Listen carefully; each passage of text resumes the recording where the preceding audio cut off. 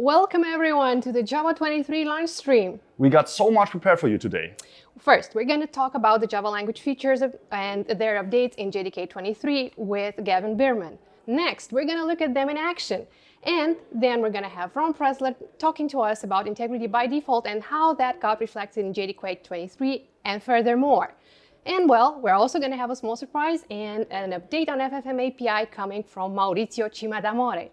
Last but not least, on the final features, we're going to discuss with Jonathan Gibbons about Markdown comments in Javadoc. Oh, I forgot. I have so much to prepare. See you in a bit. Okay, so we see Ana in a minute. When Ana is done with all her parts, we'll have Billy on. He'll talk about ZGC to Stefan Karlson. Then we have an update on the playground. And towards the end of that, we have a community section with Char and Jim. And then afterwards, we're going to look a little bit into the future. We'll start with the immediate future. We're going to have a preview on the Graal release stream that begins right after this one to talk to Alina and Fabio about that. Then we'll talk about the class file API. And at the end, we'll have on John Rose to talk about Project Leyden. Have fun. So, welcome everybody. I'm going to talk today a little bit about the new features in JDK 23 that are coming from Project Amber. But of course, there are many other exciting projects going on in the JDK, but I'm just going to focus on Project Amber today. So for now, it's perhaps worth refreshing our memory about what Project Amber is all about. So if you go to the project page, you'll see that the goal of Project Amber is to explore and incubate smaller productivity-oriented Java language features. And we've been pretty good so far at delivering new features to the language. So if we look at the past 12 JDKs, here they are. And here's what we've delivered from Project Amber in those 12 JDKs. So you see that we're prolific users of the 6-month release cadence. So we're very happy with previewing features before we get to deem them final for the rest of time. And as you can see with JDK 23 on the right-hand side here, it's another great release. We have 2 features that we're previewing for another go, and we have 2 new features that are previewing for the first time. So that's very exciting. So what I'm going to do for the rest of this time is just take a closer look at the new new JEPs. And here they are.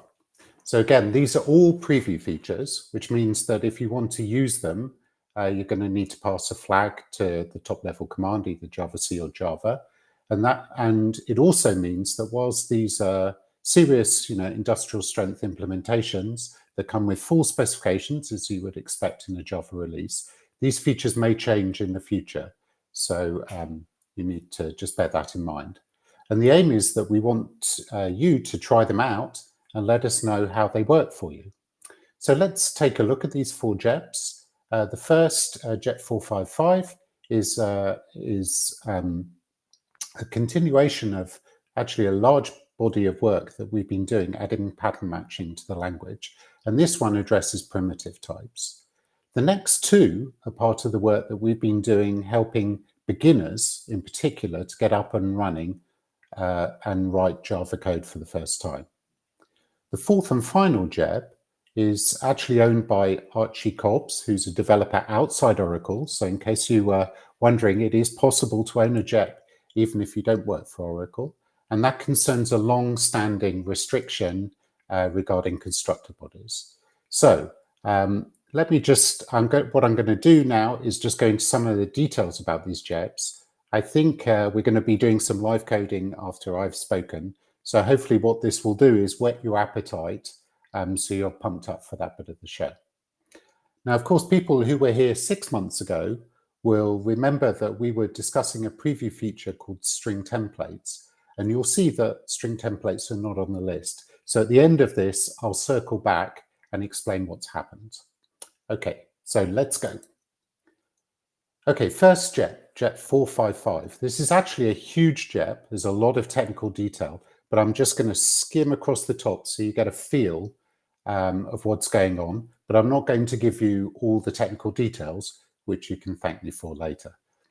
Okay, so let's look at this pattern switch here, or this switch here. So we're switching over an integer value, but instead of the default, in the case there. What I'd really like to use is a type pattern, so I don't have to repeat that x.get status. I could just use a pattern variable, but I can't, because the type in the type pattern there would be int, and type patterns, as I'm sure you recall, are only permitted for reference types. So the first thing this JEP addresses is that restriction. We'd like to support top-level primitive type patterns. So in other words, we could write the type pattern int I, and then we could use that pattern variable I on the right-hand side. Okay, so that's great, but as my colleague Brian Goetz often says about language design, once you start pulling on a piece of string, it's often interesting what you find. So what this type pattern addresses is whether an int matches an int pattern. So that's kind of the easiest case possible. But what about matching one primitive type value against a different primitive type pattern? So a good place to start is to look at what we already have in the language. So Java allows conversions between primitive types, but it's a little bit odd, right? You can assign an int to a float, even though if you read the spec, it says, oh yeah, it might be lossy, you might lose some information. Interestingly, you can't assign an int to a byte. And the error message you get from Java-C says, oh no, you can't do that because it might be a lossy conversion. Okay, so how do we convert an int to a byte? Well, the safe way to do it is obviously to check the range of the integer value and then use a cast to get the byte that you want. Now, where have we heard this before? We've always said that instance of is kind of the precondition of a safe cast. And this sort of paradigm of conditional checks and casting is exactly what pattern matching is all about. So we can run with that idea.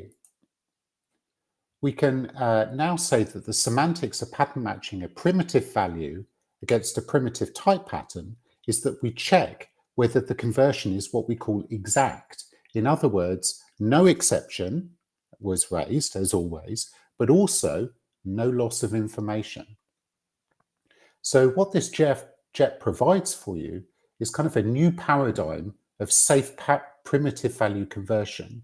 If you stick with using primitive type patterns, all those range checks and the casts are done for you by the compiler. You don't need to deal with any exceptions or remember exactly the bounds of the ranges you need to check. You can write simple declarative code like we see on the slide. And just to show that it really works, so here I hope you can see this. We've got an integer I, which we assigned 42, and then we test whether it's an instance of a byte type pattern, and it is. If we assign the value 1000 to that integer and then do the same instance of check, then it doesn't match.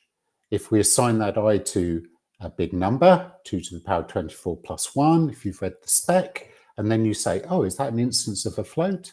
No, it's not. Is it an instance of a double? Yes, it is. So we now have this very simple, clean way of checking primitive values without having to remember all the bounds and do all the casting yourself. Just use the primitive type patterns. Okay, so now I'm going to shift gears slightly and let's roll back the years and go back to when we were beginner programmers. We all know the first program we write in any language is Hello World. And here's how we write it in Java. But there are just so many concepts in here, right? There are classes, we've got static instance methods, we've got command line parameters, we've got arrays, we've got access controls, we've got static fields, all sorts of stuff. The problem here is that none of those things are actually intrinsically difficult, obviously, but the real problem is that none of those concepts are really necessary to understand what you need to have to write this program as a beginner. What we'd really like to do is kind of make things easier by kind of lowering the activation energy, if you like. We want to reduce the initial complexity for beginner programmers. So what we're after, especially for our sort of educator friends, is to drop all the ceremony and just write the essential stuff. So in other words, what we'd like to write in our hello world.java file is just a method, void main, not have to worry about public or static or any command line arguments, don't need those. Just write the code as you see on the slide. And with JET 477, this is actually now possible. Just to give you some evidence, if you take that file and run it through Java with the enable preview flag set, it just works. Now, it might appear that all of this is kind of just like, I don't know, boilerplate syntax and so on, but it's actually really quite subtle what we've done with the design here. And really the guiding principle for this JEP is kind of what we refer to as the on-ramp experience. What educators are really asking from us is a way where they can teach Java sort of a bit at a time, right? So you start off, nobody starts off teaching Java by talking about modules and packages and namespaces and all sorts of stuff like that. Beginner programmers start with loops and conditionals and so on. So what we would like is a way to start with the simple stuff and then slowly grow your program.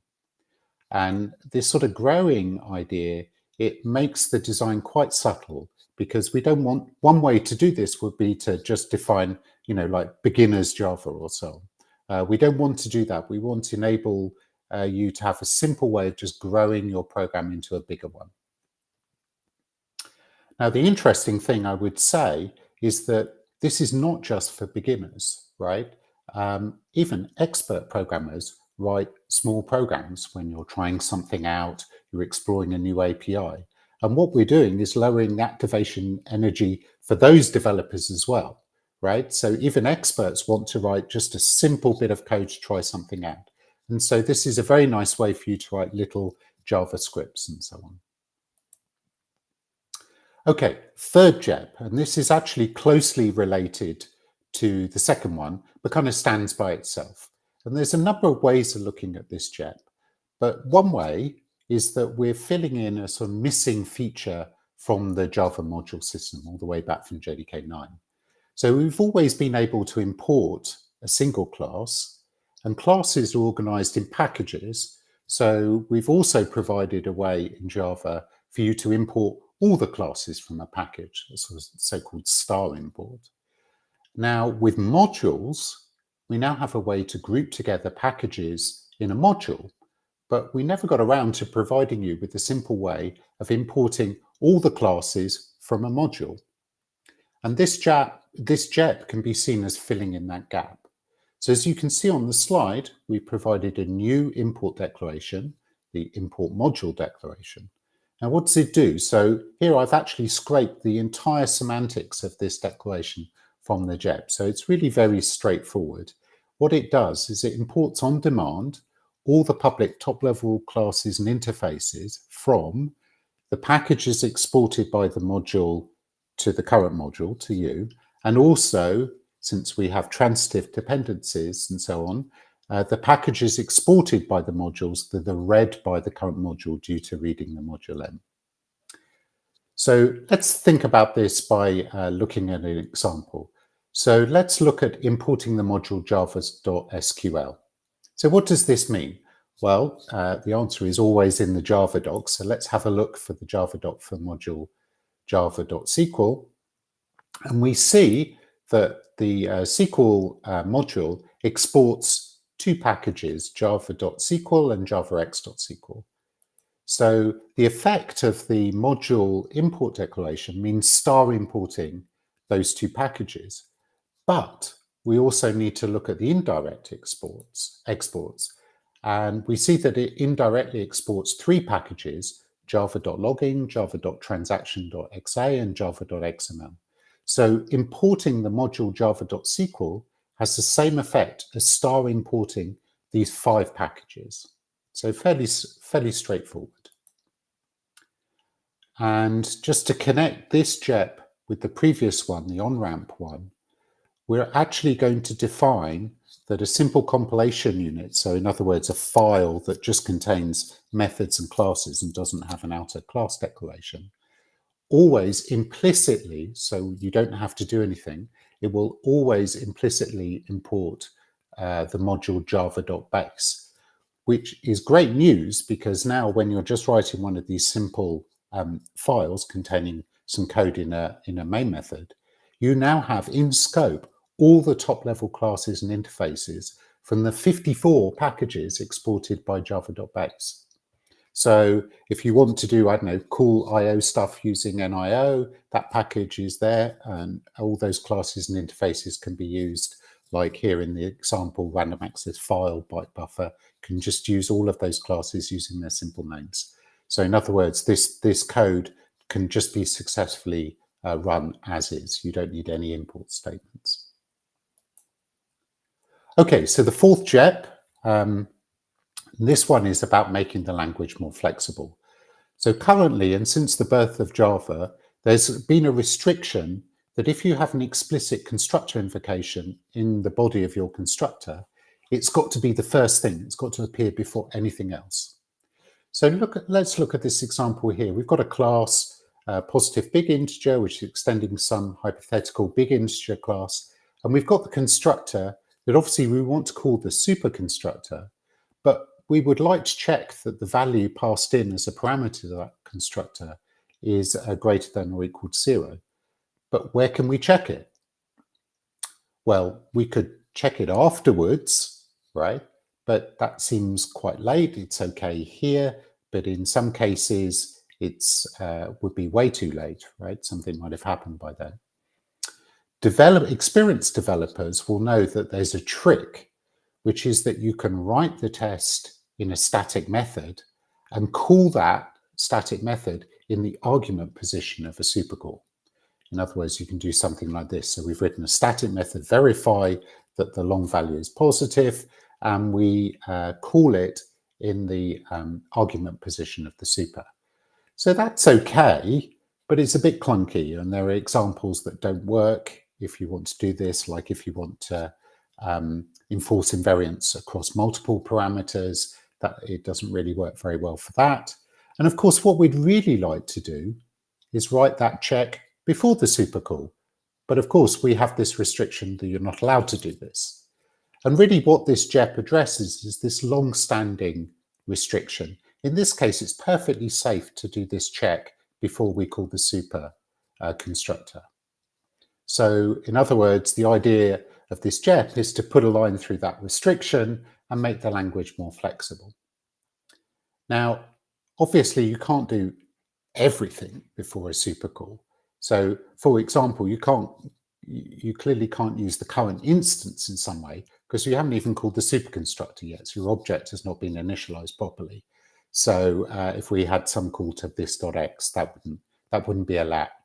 But for simple things like just checking that a parameter has some particular value, that's completely safe and is allowed.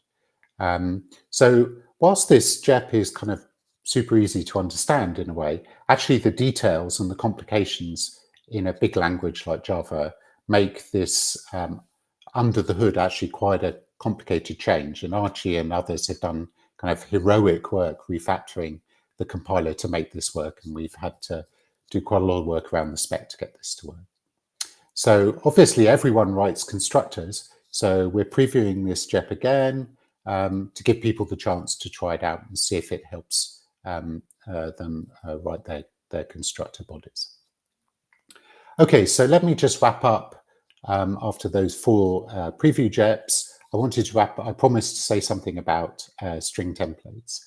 So let's just review what we said in JDK 22. The proposal there was to add a new expression form, the template expression. And the template expression consists of 2 things, a processor and a template. The template was a string with embedded expressions, and the processor was the code that took the string fragments and the embedded values and calculated a result. And we provided a number of the more useful processors. So here str is the name of a processor that interpolated the template. So users could write their own. A fundamental feature of safe template programming is that template keeps the constant string parts separate from the values. So we didn't want to do eager interpolation. That's kind of core to the design. And if we look at other work in other languages, like in Python and Go and so on, where they're looking at template programming, they all kind of have adopted the same design. So that seems good. But since JDK 22, we've been doing our own internal experiments with string templates. And we actually found that it didn't go as smoothly as we wanted. We had some problems.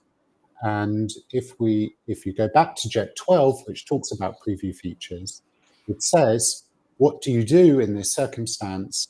And preview features, we have the option to remove them so we can work on them some more and bring them back. So we made the decision that we would remove string templates from JDK 23. And for those of you who tried them out and liked them, fear not, we're working on them actively. They will return in a slightly different form, although I'm not quite sure when. Okay. Thank you, Gavin. That was amazing. Thank you. Thank you for joining us. Now we need to move with the next part of our live stream. But folks, Gavin is going to spend a little time in the YouTube chat. So please drop some messages regarding the Java language features. We're going to see them live in a moment. But don't worry, he's here with us in the background while we're picking up a little bit on the demos. So see you soon, Gavin. Good. So now my screen should be visible in the live stream, and we're going to just go very quickly. I'm just checking how much time do I have. Well, I'm just going to go with a complex application in this case. And I'm going to close everything that I have here for the moment. The very complex application is a to-do list application. It's a JavaFX application running with JDK 23. And it has a few requirements. So I'm just going to run my application and see what's going on with it. OK. Oh, I have a few issues with it, so I need to fix it. But let's see what it's all about, because I have a description of it in another Java file. So my to-do application, it should build a JavaFX to-do list, and it should create to-dos that either hold an image or an URL. So either, it cannot be both. Once it's done, a to-do is deleted, and a to-do item must hold a title, description, priority creation date, and deadline. And most importantly, a deadline cannot be set before an item's creation date. But also, when displayed, an item's priority can be colored differently. So let's check out what's going on in my definition of items. And because it's a JavaFX application, I'm using some classes to define the model here. And the first one that I'm having is the class of to-do item that holds, as said earlier, a title, description, priority, created on, and a deadline. Now, I can also work with, make this a sealed class that permits my URL to-do item. That's all.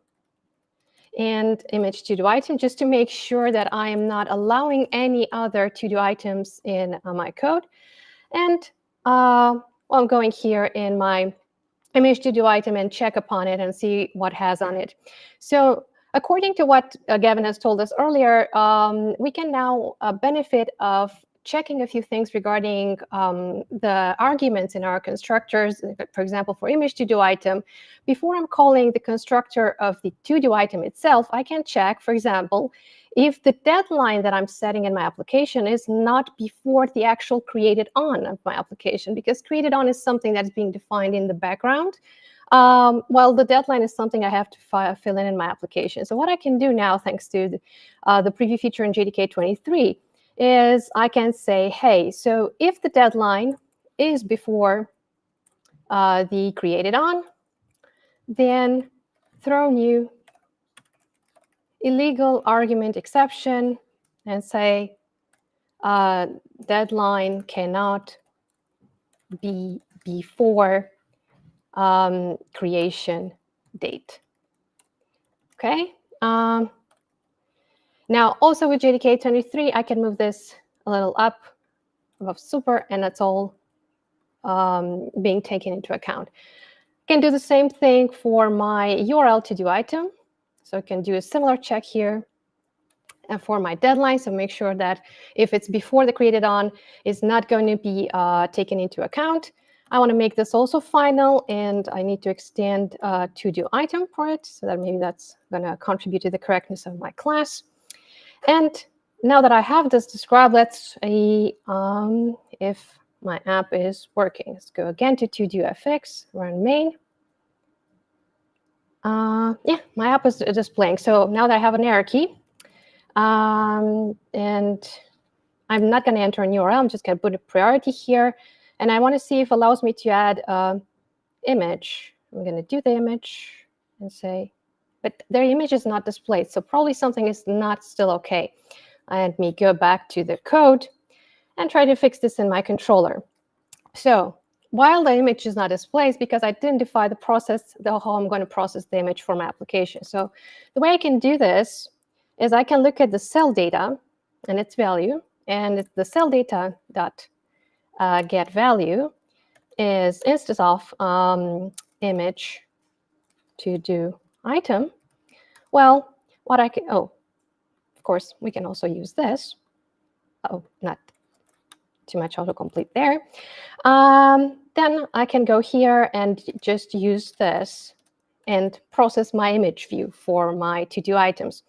So item dot get image, and then image view, new image view of image. Sorry, here. And of course, I need to set a little bit the width, given my nice table. Set fixed, yes, fit view. I'm going to say 50, and image view set height, fit height also to 50. And of course, I need to return the proper type here, simple object property, which is going to be of my image view. Let's see this one. But I think I also have another issue with the way that I was processing my add to-do items, because I didn't define them properly earlier. I need to import them. Let's just do this as well. Have some defaults here. And one more to do. I have to add the URL to do item processing for my app. And yes, I would like to, yes, I don't want to change the constructor, but I would like to add the item URL, get text to match my constructor. And come on. I know I don't have you imported. Oh, you already imported ourselves. That's very nice of you, VS Code. I'm just going to go ahead since I'm already here. And I have to also add my image to do item for my application. But also, again, I need to add it, the image for its processing. So I'm going to go here and say item. So I think it's what do I have for my image, because I forgot a little bit. File chooser. Oh, yes, file. So need to get new image, file get, sorry, file to URI, to string, and that should be it. That should be fine for the moment. Let's see if I'm still working with my app. And no, I still have an issue. My to-do controller, legal start of expression on line 94. Where did what did I forget on my line 94? Return. Set a new return for my to-do item.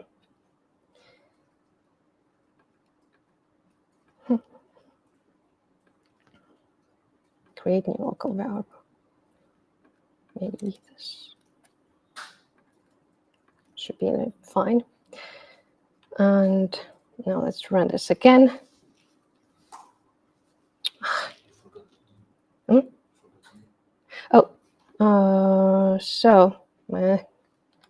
Forgot something. Yes, something very important. That's when you're coding under pressure. Okay, so now we have the 2D items, but let's just test that I can add an image. So let's say new, let's add a value and let's add a deadline. And now, yes, I should be able to add an image, and I have an image. And apparently it also removes and adds things. Now, let's just go back here. I have one more thing. I always display red things, so I need to showcase the priority. Now, the way that I showcase the priorities by processing that in the priority cell callback. So I'm having a custom callback that I can put for that specific cell of the priority and give different colors. And for that feature, I can use the fact that now I can use the primitives over in switch and pattern matching in switch. So let's just go and switch for the priority very nicely. I'm just gonna comment this for a while and say return switch, and here in tagger, sorry, a dot. So my colleagues are saying that we need to like really go to the next value, to the next to the next guest.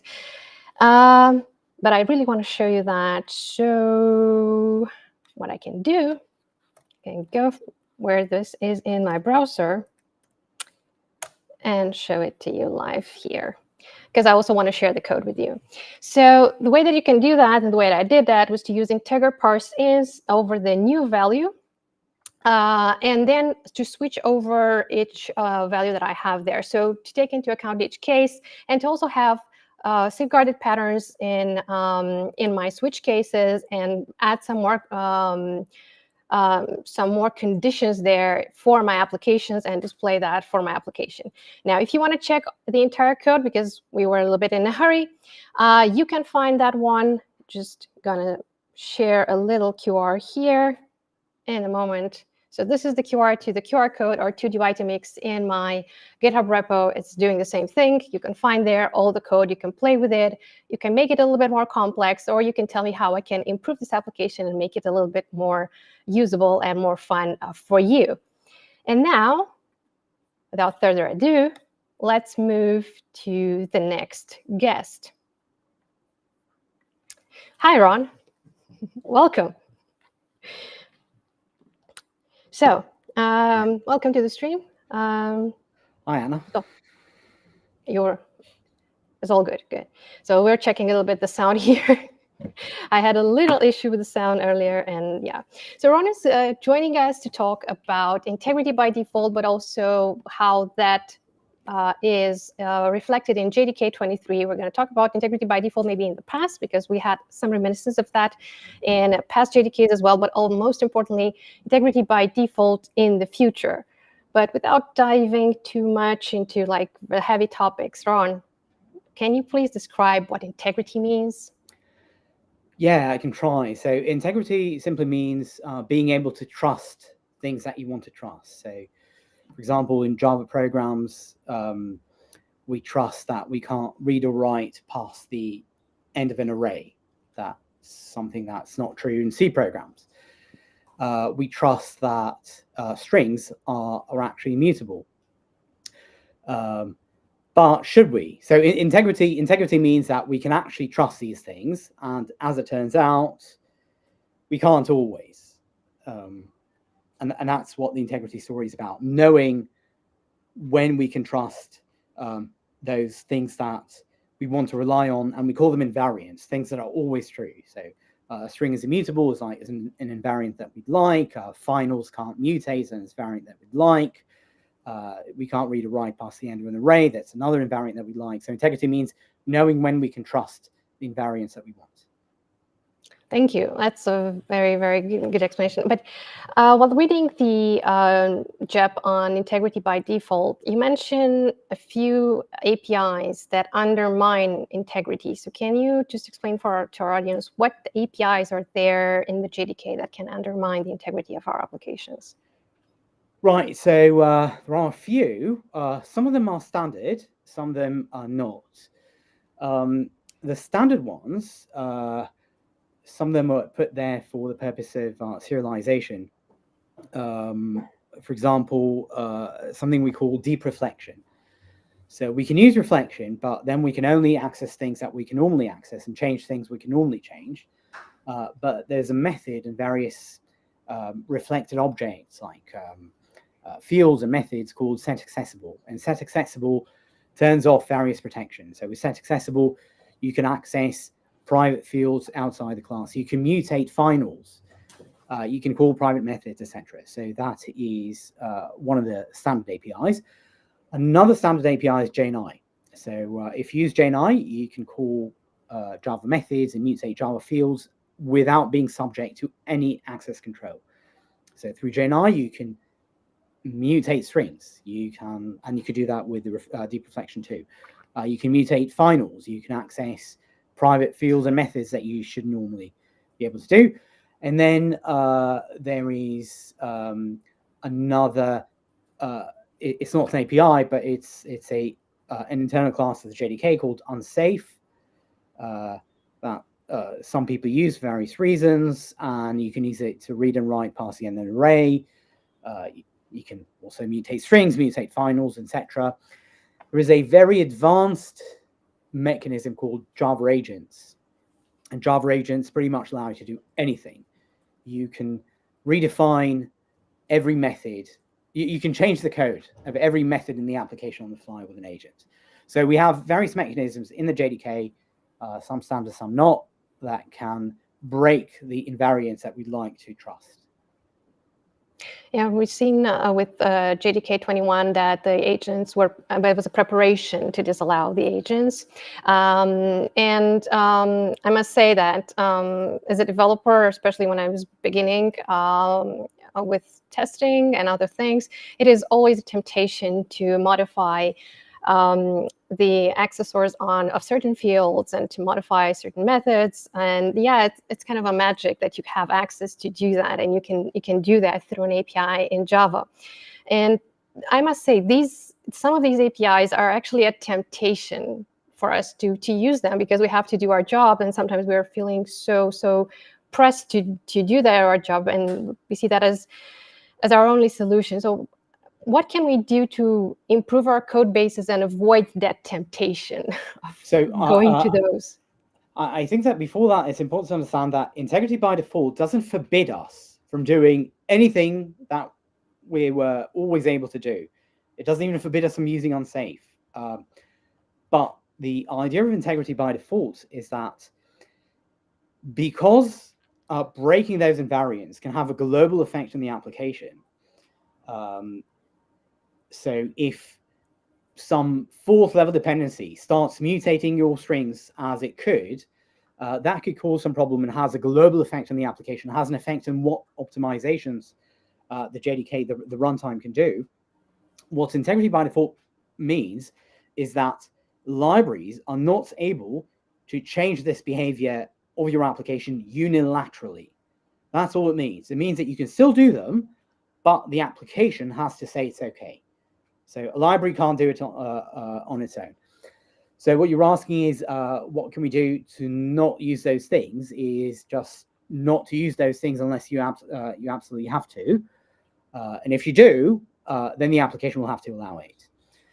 One of the reasons that people use to make use of those mechanisms is that the JDK in the past didn't have certain features, so they could sort of bypass and use internal JDK classes to add their own features. But since then, we've added a lot of new features. What you should do is take a look at new APIs, new standard APIs available in newer JDKs, and use them, and only reach for internals and for hacking things when you absolutely must. That does cause a problem where for library authors, when they say, but I want the same library code, the exact same code base to work on, say, JDK 7 and on JDK 27, and the new API isn't available on 7, then what should I do? For that, we have a suggestion of how libraries should be deployed, and it's called Tip and Tail. I'll just tease it here, and that's a subject for perhaps another discussion. That's a very, very good advice on Tip and Tail. And well, I'm just going to circle back on deprecations, especially since this JDK has a deprecation for removal for methods of unsafe. Well, deprecations are always scary. So when we see deprecations, even that the JEP says deprecation for removal, it's not going to be now, it's not gone. It's not like it's going to cause issues with your code, but is there a warning saying that pay attention, this will mean that in a future release will be removed. What options are there to help us mitigate potential impact of deprecations, of the actual 0 day when this becomes a fact, when there's no longer a warning, it's actually not there anymore in the JDK? What can we do as developers to prepare ourselves for, not reaching that day and say, oh my God, that's not there anymore, and I could have done better, or what could I have done, and not be surprised just when the JDK gets released, I'm trying to update and it's not there anymore to rely on. Right. So first of all, applications must absolutely not use anything that is terminally deprecated, so deprecated for removal. Those will normally be removed within 6 to 18 months. And I would say you should only use deprecated methods if you're also using preview features in production, because the two are the same. They're basically saying this might go away. Actually, deprecated methods are more dangerous in preview, using them in production, because they will definitely go away.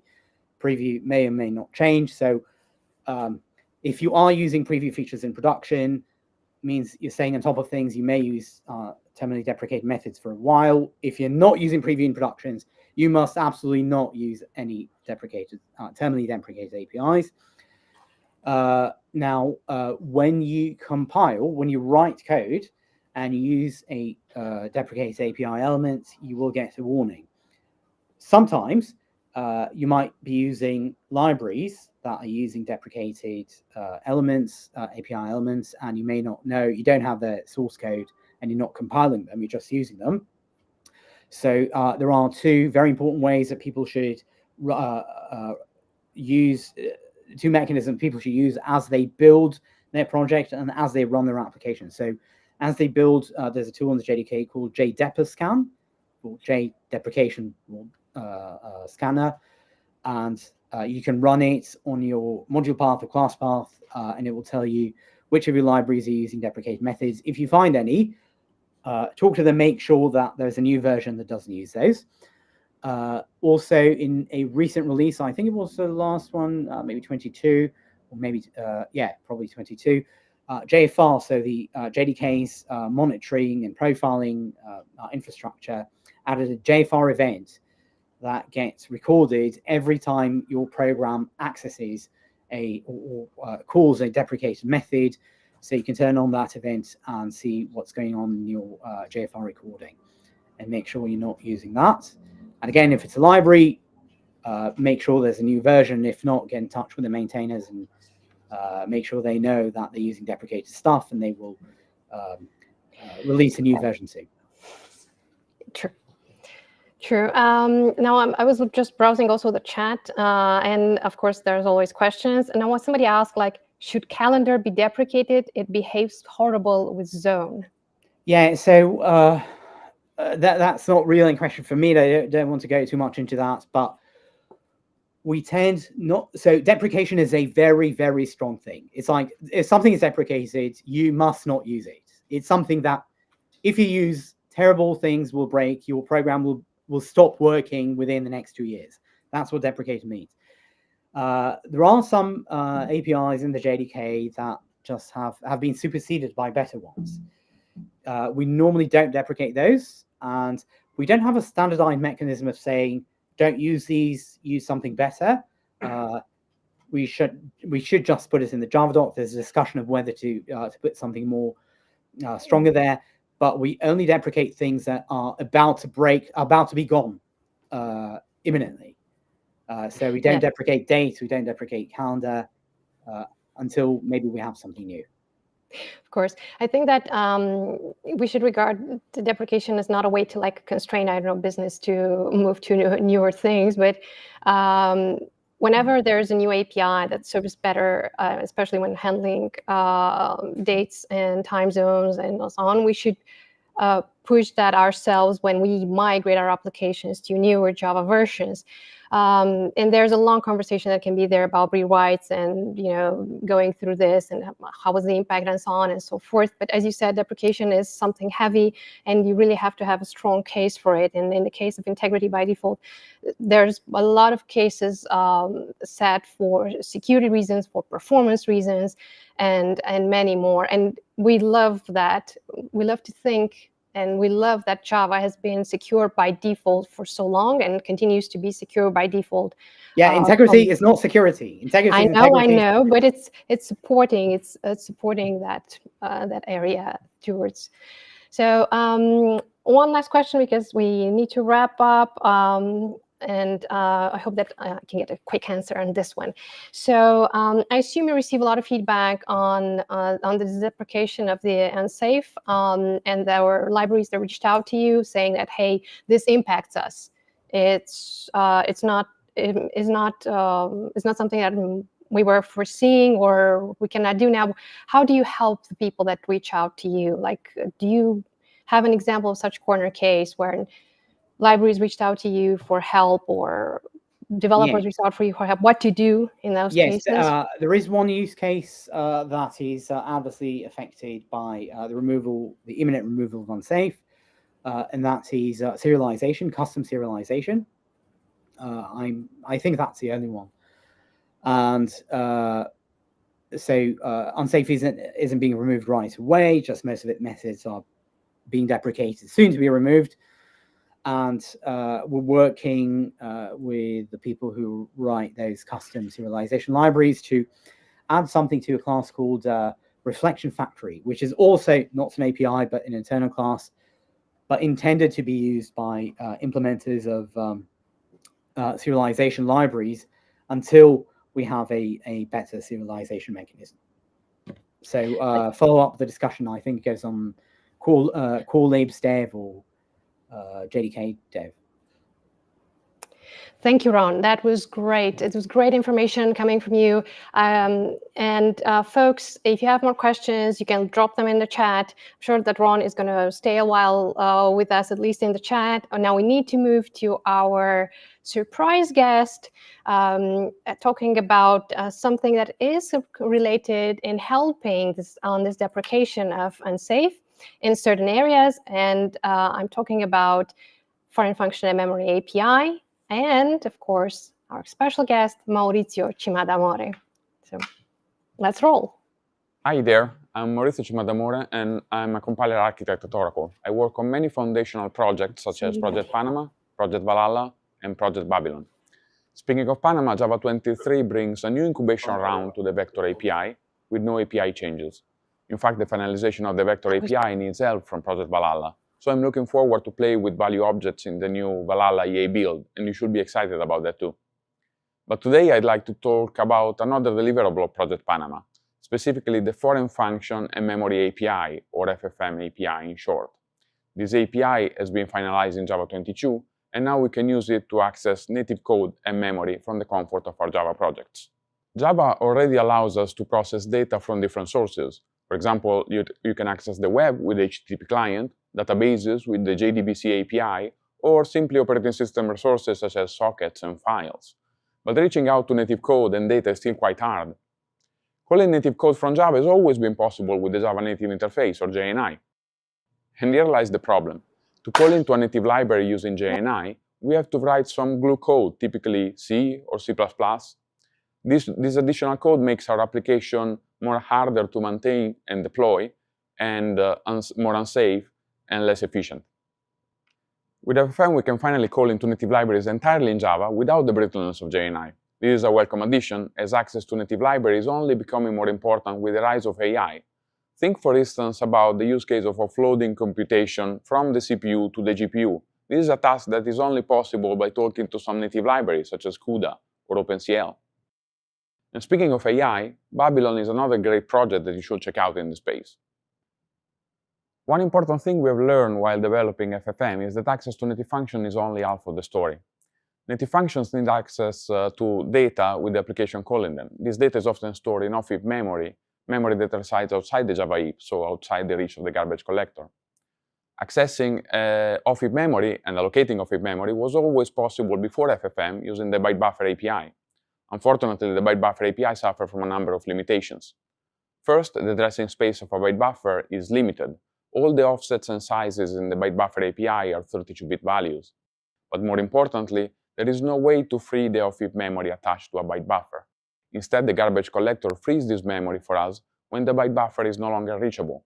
This is convenient, but may also lead to unacceptable delays. FFM addresses all these use cases and even more with a brand new API called Memory Segment that acts as a one-stop shop for dealing with off-heap memory in Java.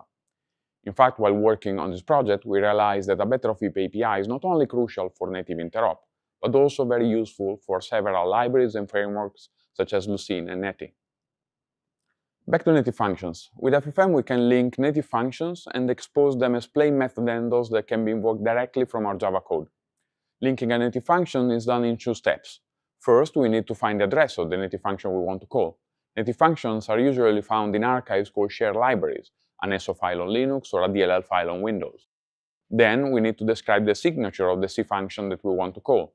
This is important, as arguments of different C types may need to be passed in different ways.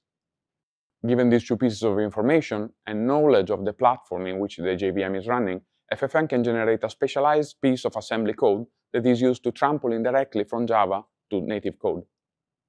As you may have guessed, while linking C function can be done 100% in Java, generating FFM bindings for an entire native library is still a tedious process that requires a lot of mechanical work. Luckily, the JExtract tools automates away most of this work so that we can immediately start using native libraries in our Java code. The idea behind JExtract is to parse a native library header. This is done using the powerful libclang API, and then generate all the method handles and layouts that are necessary to work with the structs and functions defined by that library. The JExtract's GitHub repository is a great place to start if you want to learn more details on the code generated by JExtract. The repository also contains several examples on how to use JExtract and FFM with many real-world libraries, from OpenCL to BLAS to OpenGL. If you want to try JExtract, you can build it yourself, or, and I recommend that, you can grab a binary snapshot at jdk.java.net/JExtract. As of now, JExtract only works with C code. Luckily, many C++ libraries do expose a C interface that can be parsed with JExtract.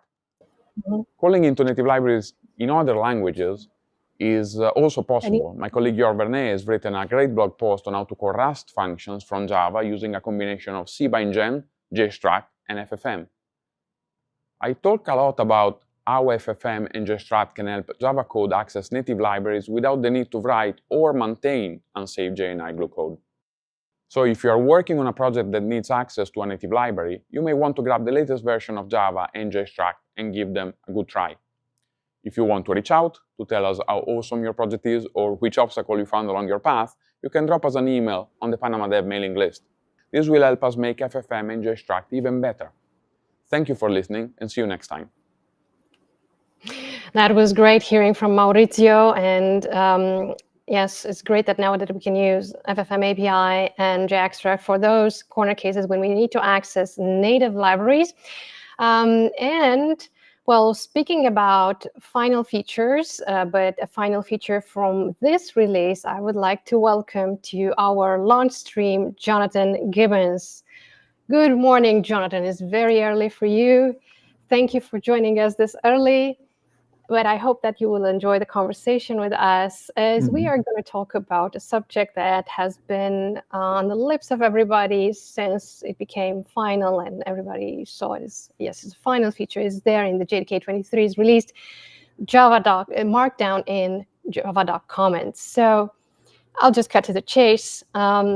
What motivated adding Markdown in Java.comments comments now? What were the reasons and what alternatives were? There's various parts to that question. There's why and now and alternatives. now is maybe the easiest to answer in that because we figured out how to do it. So this has been on the list for quite some time, and it's been under some amount of consideration ever since JDK 9, when there was a whole lot of new API being put into JDK. What motivated it?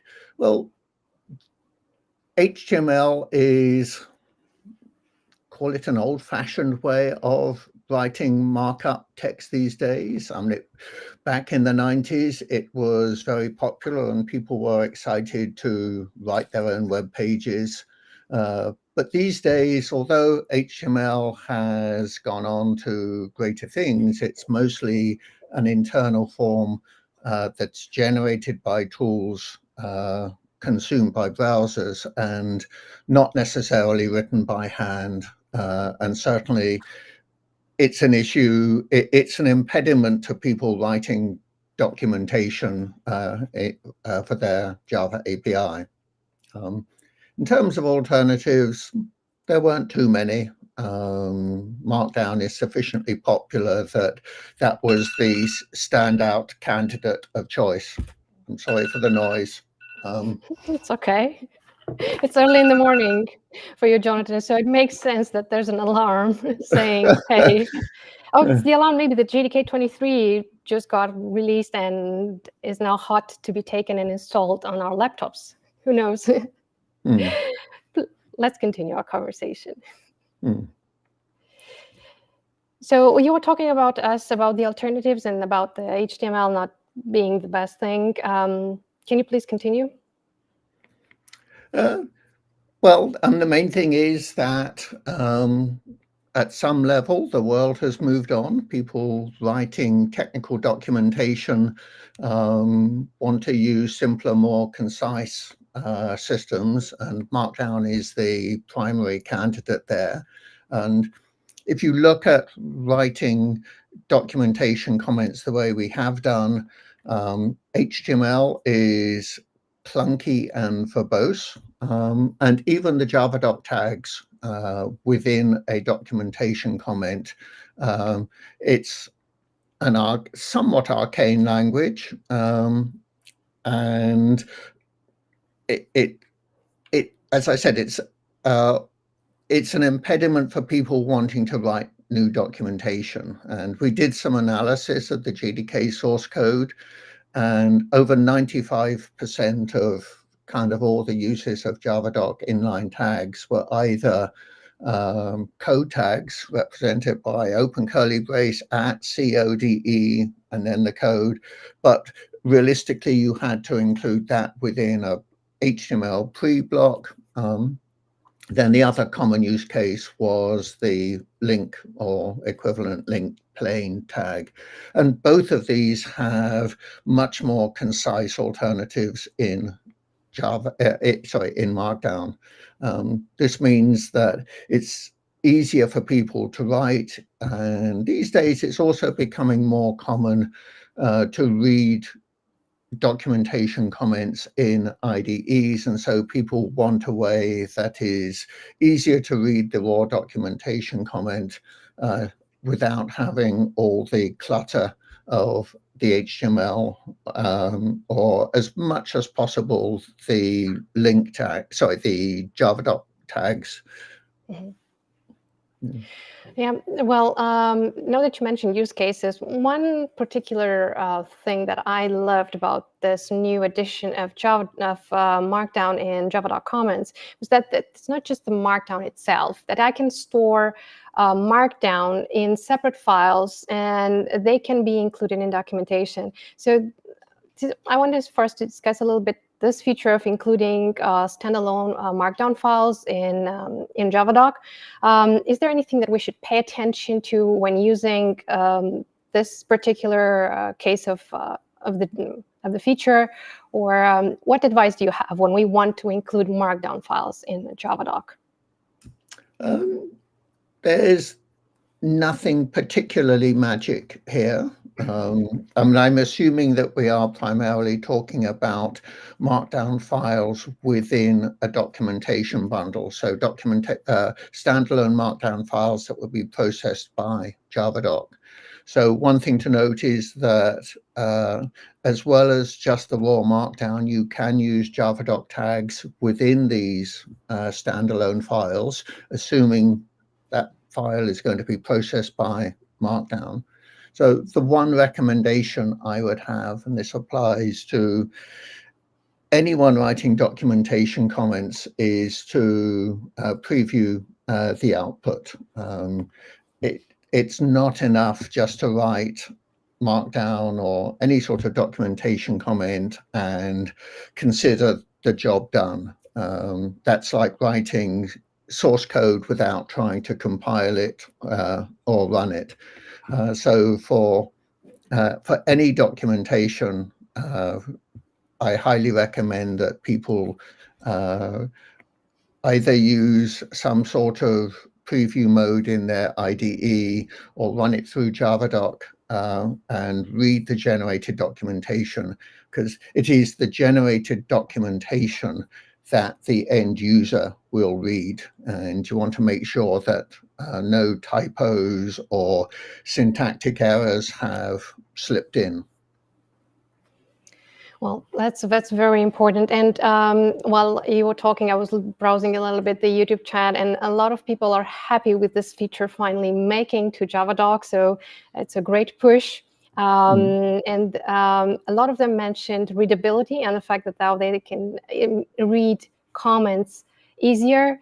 Even earlier in my live code, I had started the package declaration using Markdown because, well, it was way easier to do that than just going the old route, and it previews really nicely. And in, like, even code editors like VS Code or more advanced IDEs like JetBrains, IntelliJ IDEA have a very, very nice way to preview this for us to show the output of this already. So try both, and they look very good. But I want to ask you one more thing about your wish list, because I know that you've contributed to a lot of enhancement proposals. You always have a lot of ideas. And with this new feature, what other things could be there? What is there on Jonathan's wish list? We would like to know that, like a sneak preview. What's on your wish list for other features? Javadoc, maybe, or other tools related? Well, looking at Javadoc and documentation comments, the ongoing theme of the work that encompasses Markdown is to make it easier for users to write documentation. Documentation is often an afterthought for many people, and it's seen as a hurdle and an imposition, so we want to make it easier.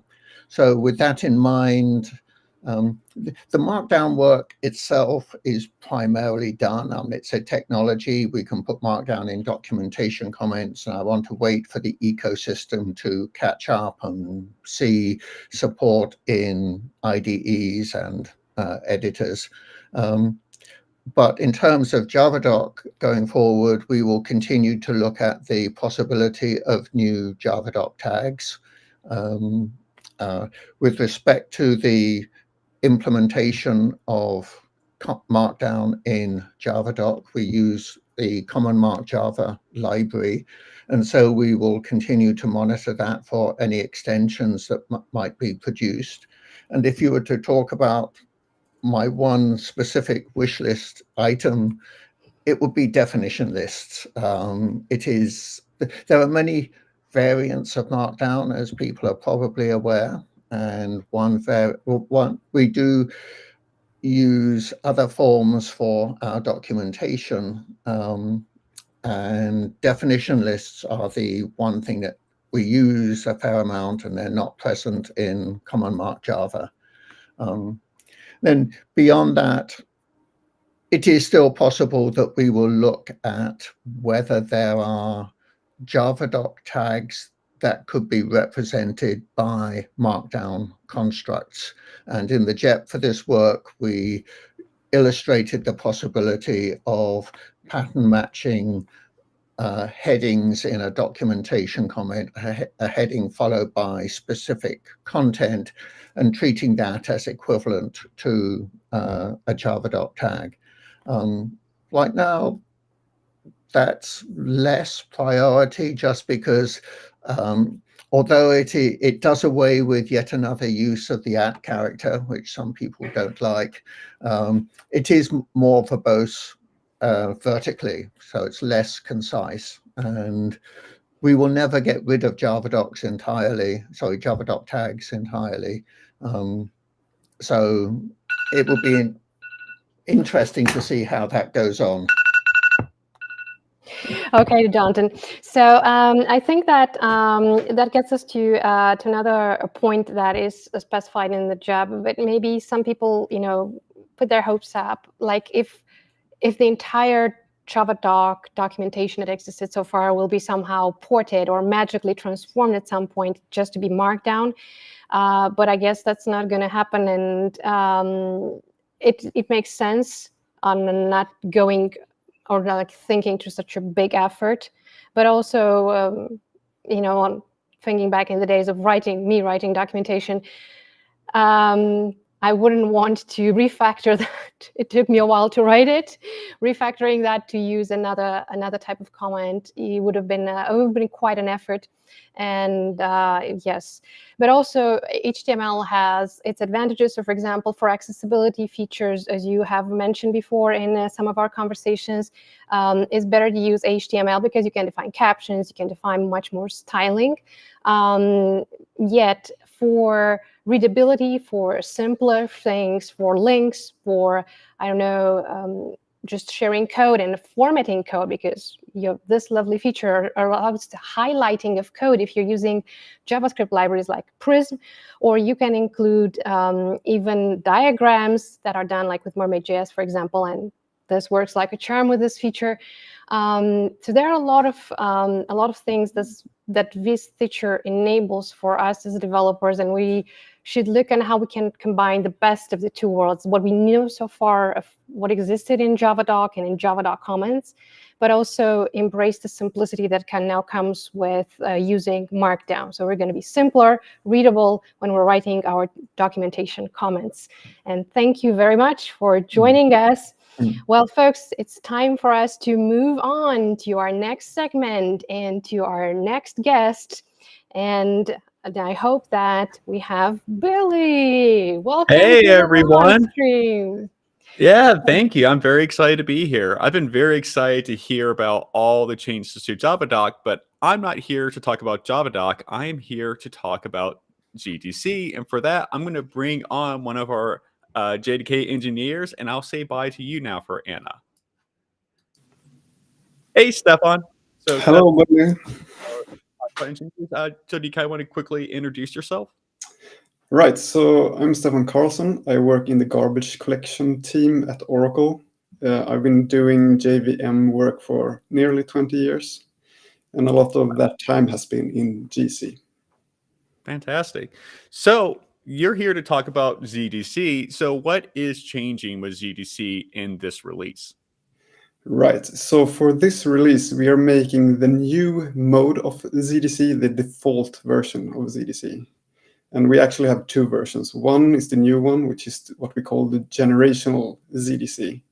And the other mode is the single gen ZDC or non-generational ZDC. So we are making generational mode default, and at the same time we are deprecating the old version because we really think that almost everyone should go over to generational ZDC because it's so much better. Gotcha. Yeah. And also, if you kind of want to if for some reason you're on single generation mode and you want to be on for a little bit longer, get off it as soon as possible. But like you can also, if you check out my video earlier today about that, JEP, it does go over the specific VM arguments, but you want to get off it as soon as possible. But that said, so what, for maybe people who aren't familiar, what's kind of like a high-level view of what a generational garbage collector is, or what's like the difference between the single generation and generational? Right.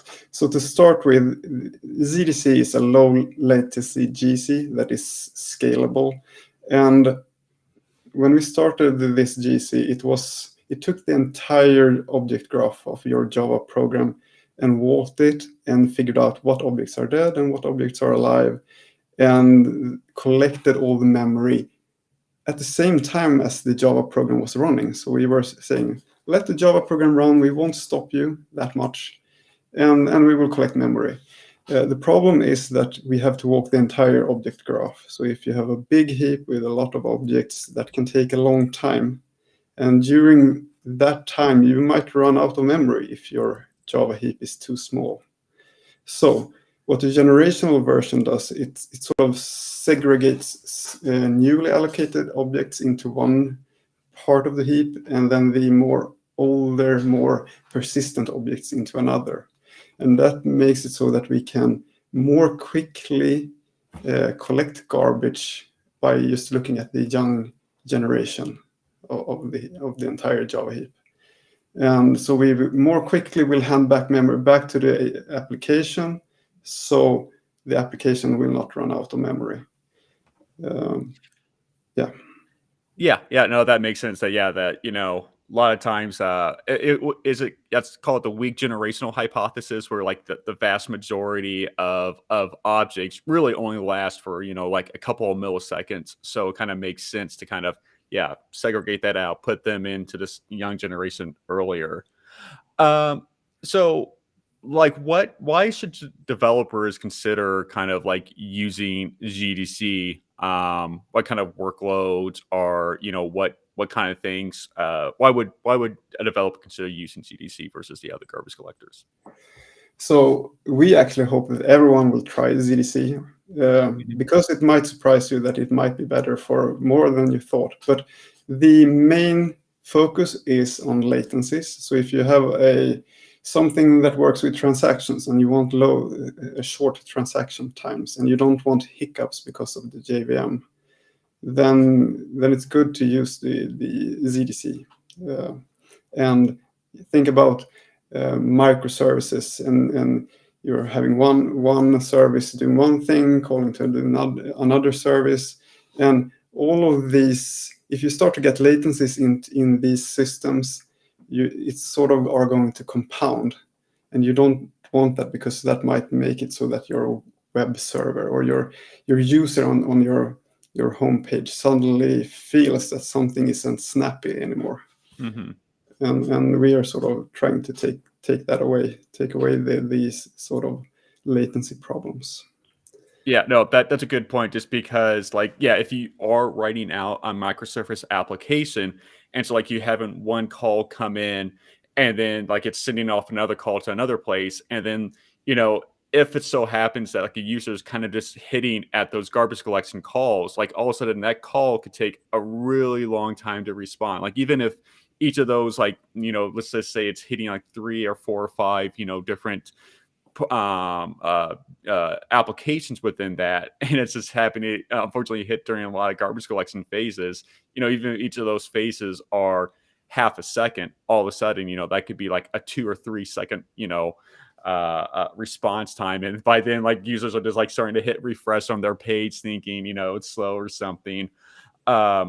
So when it comes to like the how long garbage collection takes or the latency, like what is kind of like GDC looking like compared to other garbage collectors? Right. Yeah, you will typically see orders of microseconds for ZDC, while other GDCs are 10 milliseconds up to seconds, somewhere in between there, depending on how you manage to tune the other GCs. And go ahead. I believe, isn't it by ZDC, like it's actually even in there that like it should not take more than 1 millisecond for a pause time, right? Right, that's sort of a conservative estimate, but we are typically much lower than that, because we don't really do much in our pauses. It's sort of do a little bit of bookkeeping and then just switch over to the next phase. Yeah, no, that's great. So when choosing ZDC, so like let's say I've been using G1 for a long time, and like maybe I have like a lot of configurations set up for it. What kind of configurations should I be considering when maybe perhaps making that switch to ZDC? What? Yeah, usually you want to get rid of all your old flags and start afresh. You want to run your application. You just set ZDC, give it enough heap, and that's another topic. But you set the heap size to something sensible, maybe a little bit more than what G1 got, and then you test and you see are my transactions looking good? Do I get the latency that I expect, and so on. So we actually have a goal that it should be. You shouldn't have to set a lot of flags for ZDC. We have a lot of heuristics to try to figure things out for you so that you don't have to, making it an easier GC to tune and run. And actually in the future, we are trying to take that a step further by also automatically set the heap size for you. And then you really have to just use ZDC is the only flag you need. So that is something in the future. Yeah. And so like also as you're saying, kind of like, you make that switch and you're trying to measure it, like what would be good ways of kind of doing that measuring? Any kind of recommendations there? Use your own metrics, the application metrics. That is the sort of what we want people to do. If you really want, you can go in and look at the GC logs and JFR recordings, and the most important thing you can do is to look out for allocation stalls, and that's when the Java threads run out of memory because the GC didn't keep up. And if you see that in your GC logs or in JFR, that means that you had too small heap size for ZDC to work well. So maybe bump it. There are some small tricks you can do to sort of tell ZDC, imagine that this is the heap size and work towards that. And that's what we call the soft max heap size. And then you can set a much higher max heap size. That is sort of if the GC runs into a problem, it can actually stretch into the max heap size. So there are small tricks to make your life easier or the application latency is slower. Yeah, and is there any kind of like general guidelines you would recommend, maybe with sizing heap? I think I remember, and this could be from like the single gen days, but like I was thinking it's supposed to be like a time and a half of like what your expected max memory size is, or is that kind of different now? Or yeah, it's going to be much more different now that we are spending much more time in the young generation. So you can have a lot of dense object in the old gen and run frequent small young gen collections. So you really need to test your own applications to see if it works. But what we do recommend people is to not focus too much on throughput micro benchmarks or benchmarks that just looks at throughput, because their G1 and other collectors will look better because ZDC needs what do you call it, overhead or headroom, both in memory and in CPU usage. Because if all the CPUs is given to the Java threads, you won't have CPU time left for the Java threads or the GC threads to collect the dead memory. So we got a question from the YouTube chat. One person was asking, are there any special considerations for when using ZDC within a container? I actually don't know, but I've seen some people setting limits on the virtual memory sizes. And that's an interesting thing because ZDC, we have decoupled the amount of physical memory we are using from the virtual memory address space we are using. So we're using a lot more virtual memory than the actual physical memory backing it. So if you are limiting that resource, you will have a hard time starting ZDC. Yeah, that's a good point. And I think actually, so I did publish a video a while back where I kind of went into like the depths of GDC, and I think I actually do cover a bit of what you're talking about when it comes to the virtual memory. So we'll make sure to post that. And is the ZDC wiki also still up to date with kind of recommendations on what you should be using for configuration and stuff? Yes, it is. And one particular thing that we have seen many people not realizing is that the support for transparent huge pages requires some extra settings in the operating system on Linux. So make sure to read that page and follow it through thoroughly. I can say for the future we are planning or trying to get to a world where we don't have to have this difference between G1, because it's something we see people try G1 and then they try ZDC and then they realize, oh, G1 is 15% faster or have better throughput, but it's only because of the large pages and the configuration. Yeah, and I think that's also something also to consider. I know you guys don't particularly like it. I've referenced it a couple of times. Like there's like a different perspectives on garbage collectors where there's like throughput, there's latency, and there's like memory usage, where sometimes it's, I use like a triangle, but that's probably not a good visualization, but at least different garbage collectors have different goals that like I think parallel is actually still kind of like one of the highest throughput of them, but but that might also come at a cost of like occasionally longer run pause times, which could be a big issue if like you're doing a web application. That said, I think we're actually at about time here. We'll get some links posted. Also, there's a great article by Netflix, who you might have heard of, everyone in the live stream, particularly when it comes to microservers, where they also have talked about how their experiences with generational GDC. We'll get that all posted into the live chat for everyone watching. With that said, I will say so long to you, Stefan. Thank you for joining us. And now I am going to say hello to a couple of my colleagues, Dennis Makogon and Heather Stevens, who will be joining us later in about 10 minutes to talk about education. But first, Dennis, tell us about the updates to the Java Playground. Hi there, Billy. Thank you for giving me the stage. So first of all, I'm really happy to have you all here, and Billy specifically for running the stream. So before giving an update to the playground, we better to talk about what the playground is, because maybe some people are not aware of that. So what is the Java Playground? So basically, a playground is a place where you can go and start learning how to code with Java without having an interpreter locally, having an IDE, and etc. You just have to go to dev.java/playground, and you will be there and you will start learning from that. So what it was designed for? Specifically, Playground is useful when you start learning Java, because it's very important to have a place where Java developers can go and then just try out the code they would like to try. And it's good for fast prototyping.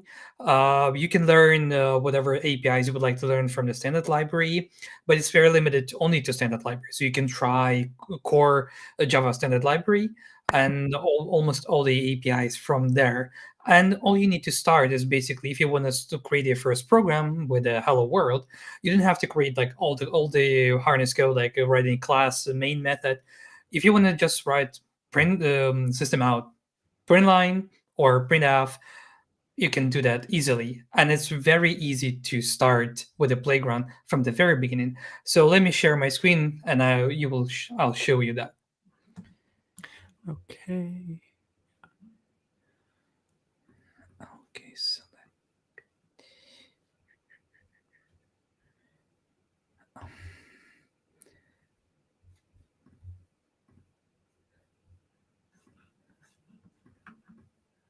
just one moment.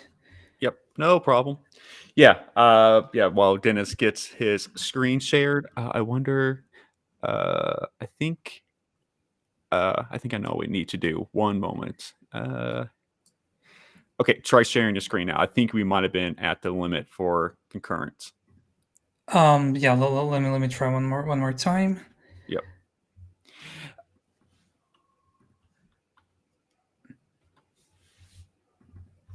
Okay, let me do this entire screen. Yeah, so we're gonna start There we go. like this. Perfect. Yeah. Let me quickly enlarge that for you so you can see. So as I said, if you want to try the playground right away, you need to go to dev.java playground, and you can see that all you need to start with. So if you want to write a simple hello world, all you have to do is click the run button and you'll get the result. So right now, the playground runs on GTK 23, and what's good about that is that you have all the preview features enabled for you, so you can start easily to code whatever you want to. And if you want to just explore the playground, you have lots of cool snippet. We call it snippets. It's basically a full program that you can run inside of the playground. If you're not familiar with what's going on here, it's not a problem. You can always go and spend your time exploring what is done here. So you can pick any of these tutorials. If you have any suggestion on what you would like to add here, we have a specifically dedicated issue tracker on GitHub where you can go and propose your snippets or improvements to the playground. And that's what we value, really. That is that we have you as people who use the playground, and we really appreciate your contribution back. So yeah, so that's what the playground how it looks like. You can select any snippet. If you want to get some detailed output, there's like a toggle button. You can click that and then just get more information out of the execution environment where your snippet is being executed. And as I said, we already run on GTK 23. All the preview features are there. And I would like to give a tribute to our community. And it's very important for us to have you, because almost every month we're getting from you around 90,000 executions. So we launched the playground a year ago, and after the first half a year, so basically between GDK releases, in March we already had 1 million executions from you, which is very important, because you have shown us that you really interested in the playground, and you interested in having the specific tool that you can go and play with, and it's very important for us. And also, by this particular moment, I was running the execution statistics on the playground, and now we can be sure to tell you is that right now we surpass 1.5 million executions from you. So as I said, from month to month, we're getting around 90K executions, which is very valuable for us, because you show your interest in the playground. But it's very important to mention. So the playground is a shared environment, so anyone can go. You don't have to authenticate there. You don't have to have like Oracle ID to get into the system. You just need to go and then just try it out and write your own code. We didn't track who you are. We didn't track your snippets. We didn't even track, like others do, like tracking your IP address and finding out where you're from, like geographically. We just values that you keep using this. This is like the very important thing to us. And what I wanted to say is that since the playground is a shared environment, it means that all of you share the same execution engine we have for you, which means there are some service constraints that you should be aware. So what we do is that you have a limitation on how long the snippet can run, and you also have the limitation on what size of your code snippet is, because if you want to write like a big program that might have multiple classes, or like a complex logic that doesn't fit into the concept of the playground, it means that highly likely you need to start coding inside your IDE, and that's the way to preserve your code for yourself if the program is big enough. But also, since it's a shared environment, we also prevent some APIs to be executed. And I'd like to share just one, and you will understand why. For instance, thread sleep is not allowed because it's a shared environment. We don't want to have a snippet to be taking the time of the execution that some other people would like to do. And if you want to go and experiment, we highly encourage you to go and try out your skills on writing Java programs with the playground. And then if you're a new developer, it was going to be a first major step into Java programming.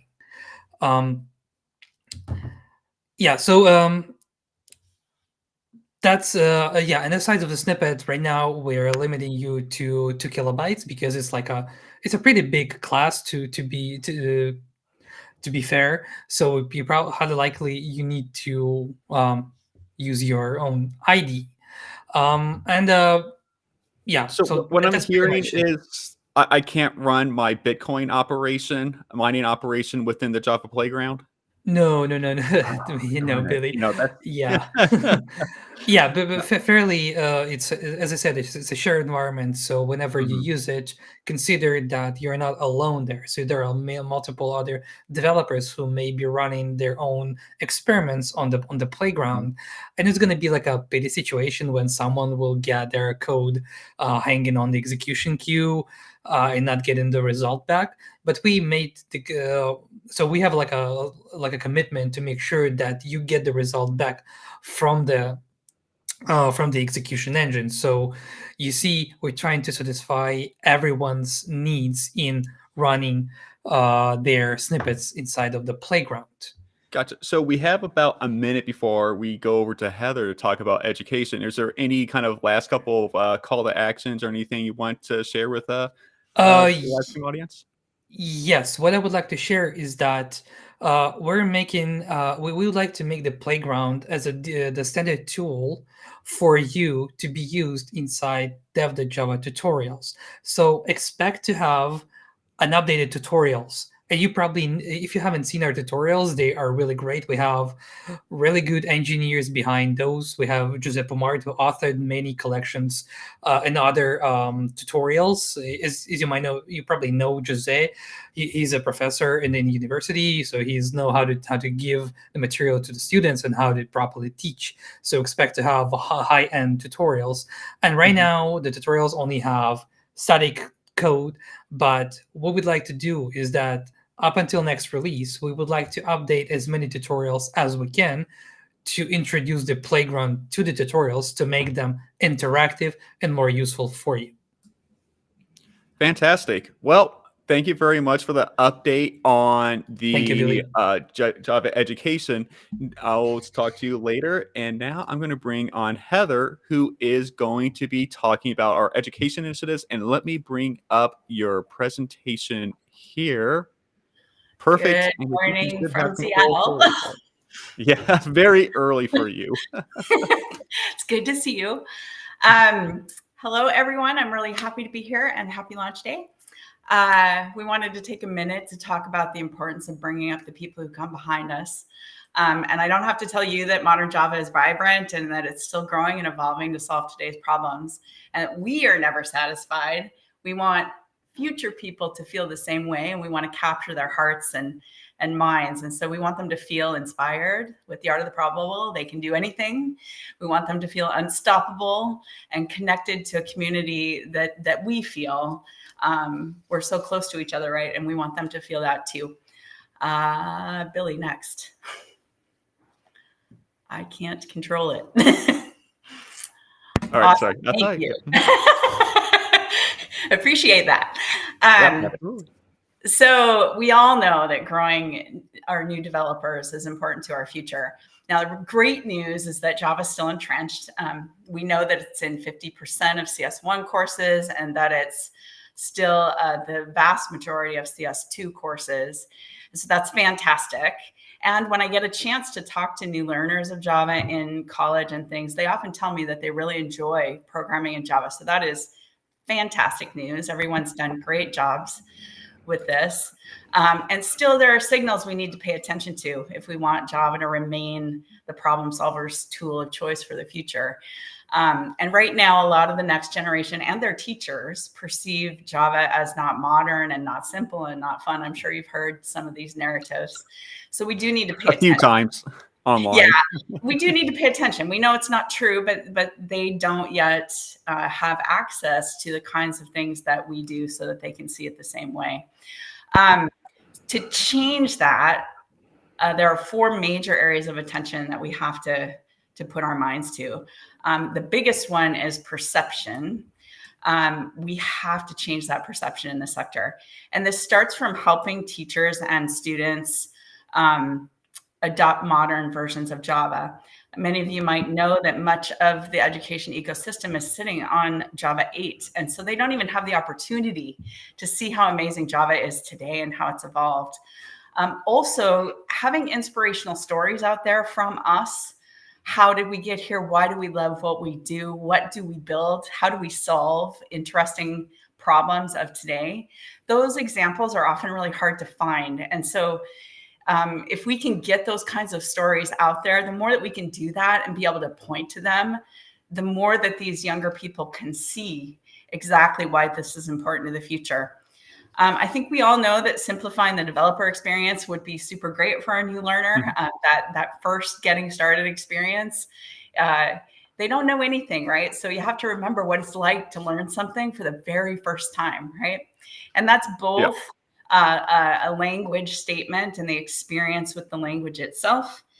And it is also a statement of getting your dev box set up, right? You don't want that to take a long time. And for us, it's second nature. And still a little bit challenging on days, but for them, it's just even more challenging. Yeah, I kind of remember a while back when thinking about how to explain what's happening in, this simple hello world, how much is involved, how much is actually involved in. That's actually something Gavin also talked about earlier. For sure. And I don't need to tell you all, I think everybody in this community well understands this. So I'm preaching to the choir, thank goodness. Let's see. So we know that we need that learning experience to be delightful. So, it's not what it was when we were kids and ASCII art was the coolest thing out there. They're carrying around one of these in their pockets. And so the interesting applications that they are used to and the things that they expect to have quickly when they stand up are much more complex than they are actually ready to build. And so anything that we can do to make that easy for them to work within a solution that is interesting and compelling to them and edit and change the things that they are ready to learn so that they can then build, run, and get a result that is compelling to them is great because it makes them feel very satisfied. And then, of course, lastly, they need to feel like they can be part of our community. And that can be a little bit of a trick, right? Yeah. We tend to talk in different channels than they do. And all those types of things. Next slide. So we've been doing some good things here with on-ramp. So you heard, sorry, Billy, I didn't realize you already knew. So with on-ramp, you heard from Ana earlier about JET 477 and how implicitly declared classes and instance main methods. What that does is it means students won't have to make up a rap song to remember how to write their first program. And that would be awesome. I hear that's Nicolai's favorite video. And I don't know about you all, but like even last night with my guitar teacher, I was asking him some questions about music theory, like why? And he's like, because I said so. You also saw Ana's demo on the Visual Studio Code extension, and that is awesome because it is the most used IDE in the education ecosystem today. Mm-hmm. And that helps them get to the place where they can write their first line of code faster. So that's a really good change. And of course, you just heard from Dennis about the playground. What that does is it addresses that first line, time to first line of code, but also the Chromebook scenario in the schools where they don't get to actually install things on a box. Yeah. So we're super pleased about those changes. And then we've been doing other things. Next slide. We've been supporting the education system ecosystem in modernizing. So, for example, the College Board has recognized they on their own choices believe that Java is an important language for the future, and so they are going to keep Java as the language of the AP CSA course today. And so we've been supporting them and making sure they can get to a place where they're modernized and off of Java 8. We've also been partnering with code.org because we wanted to see some fresh content out there with Java in the units that they create for teachers to leverage in the classroom. They created a visual recognition and modern tooling unit with Java. It was a first mover for Java, which is amazing. And the demand for that was so high that they couldn't accommodate it for the pilot. And they're making it in Python as well because it was so popular. So yay us. And and other things we've been doing is, we've been out there in the education ecosystem at their conferences, talking to them about Java so that they can hear it directly from us. They, of course, don't come to our conferences. Yeah. So that's been really good. And then as far as spreading that word, next slide, please. You can also do a lot to help here. So you, the community, you can do so many things. Work in the Open JDK to champion power and simplicity. Always remember simplicity in our language. You can consider regularly hosting JUG meetings at your nearby university and invite CS students to attend. Go to them. Don't expect them to come to you. You could volunteer to teach at your local school or coach a CS competition team like First Robotics. Or you could volunteer to give a talk during one class lecture at a CS 101 class for your alma mater. You could probably even do that remotely. And if you can both talk about modern Java and why it's still relevant and also inspire them to want to learn it and use it with your own stories, that would be super amazing. So those are just some thoughts. Yeah. Thank you. All right. Thank you so much for giving us an update on Java education. Obviously, a very important topic that even us more, experienced developers would still care about because it's important that the next generation of developers is always coming in behind us as well. That said, I will go ahead and say bye to Heather. I am now going to bring on, there we go, Shar and Jim. Two very well-known individuals in the Java community, and they are, of course, going to talk about how are we continuing to work with and inspire the Java community. Let me bring up your presentation here, and I will kind of let you guys take it from here then. Thank you, Billy. Appreciate that. I might need help with you advancing those slides because it doesn't look like I have access to that function on my end. I'll be here. Oh, fantastic. Appreciate that. So Billy, appreciate the introductions. I'm proud to have my colleague, Jim Grisanzio here. We've been both longtime members of the Java ecosystem in terms of just trying to be, I guess I can call it Sherpas for all of you. And, today we learned a lot about some of the new features of Java 23, which is absolutely important. We don't have Java without foundational technical value. We're also learning about the on-ramp in terms of bringing a whole new generation of developers to our amazing community. But we also have to continue to build, grow, and nurture the existing ecosystem that we have. For coming up here on almost 30 years of Java, coming up on May 23rd of 2025. And so over the course of these 30 years, we've built a very rich foundation of developers who are not only coming up with interesting use cases and best practices, but they're sharing knowledge.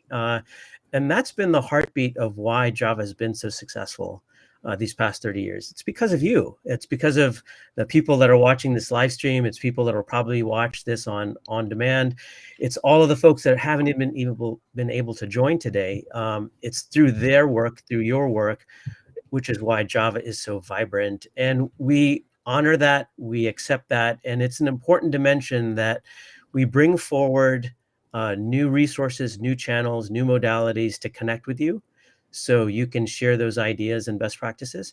And then we also have to nurture existing programs that have just, again, been foundational to the success of Java. So Billy, next slide. Thank you. So, for many of you, these probably look like very familiar programs and projects that you either have heard of or have been involved in. For both Jim and myself, we take these extremely seriously. It is mission critical that we continue to, as we say, water the roots of the trees so the tree stays strong. These are all foundational elements of why Java is successful. You heard a little bit about Open JDK. This is the place where all of that innovation happens. And sometimes Jim and I will get questions. Where's the secret sauce? Where does the magic happen? And the reality is that there's just no magic, right? We do all of our development out in the open at Open JDK, and in fact, we invite you to participate. We have mailing lists tied to specific projects where you can see the conversations happening in real time in terms of design decisions that we're making, or more importantly, decisions that we're not making. You can see those live code check-ins, and it's important to keep up with that progress through Open JDK.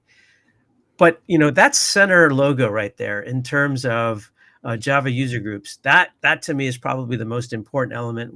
As you saw on the previous slide, we have almost coming up on 400 user groups around the world, touching almost a city near you, a region near you, a country near you. I don't think we have a user group in Antarctica, so if anyone is brave enough or bold enough to set one up there, we'd welcome that. But your user group is the place for you to connect with peers like yourselves who oftentimes have questions and concerns and fears that are just not unique to you. We all share them and have them, and this is the place where you can connect and meet with local peers face to face, because as we know, as great as this internet platform that we have to connect is in terms of us being able to reach every corner of the earth, relationships really happen face to face. And if you're not taking advantage of that experience in user groups, it's really hard to stand out and have a voice in a community. So I'd encourage you to join a local user group, connect with them. Jim, do you have any thoughts on user groups? Because you're pretty active in so many of them around the world. Yeah, the user groups are wild because if anybody has been to any of these conferences or user groups recently in the last few years, they're packed, and what's really interesting is a lot of younger people, really, really young, and they're just learning Java, or they're, just like a few years into their career, and they have a lot to offer. The Japan group is thriving here. I'm obviously here in Japan. And so, yeah, and it's actually the last year, there's been 24 new jugs, so you mentioned almost 400, but in the last year, it's about, 24 new. So they're thriving. Yeah, it's a fantastic hub and place for just knowledge sharing, for idea sharing, for concern sharing. Another interesting dimension of our user group program is our Java Days, and some of you might be familiar with these instances that we used to do pretty regularly, almost 12 to 15 yearly. And socioeconomic issues have created some impacts in terms of us being able to do Java Days, but we are bringing those back as well.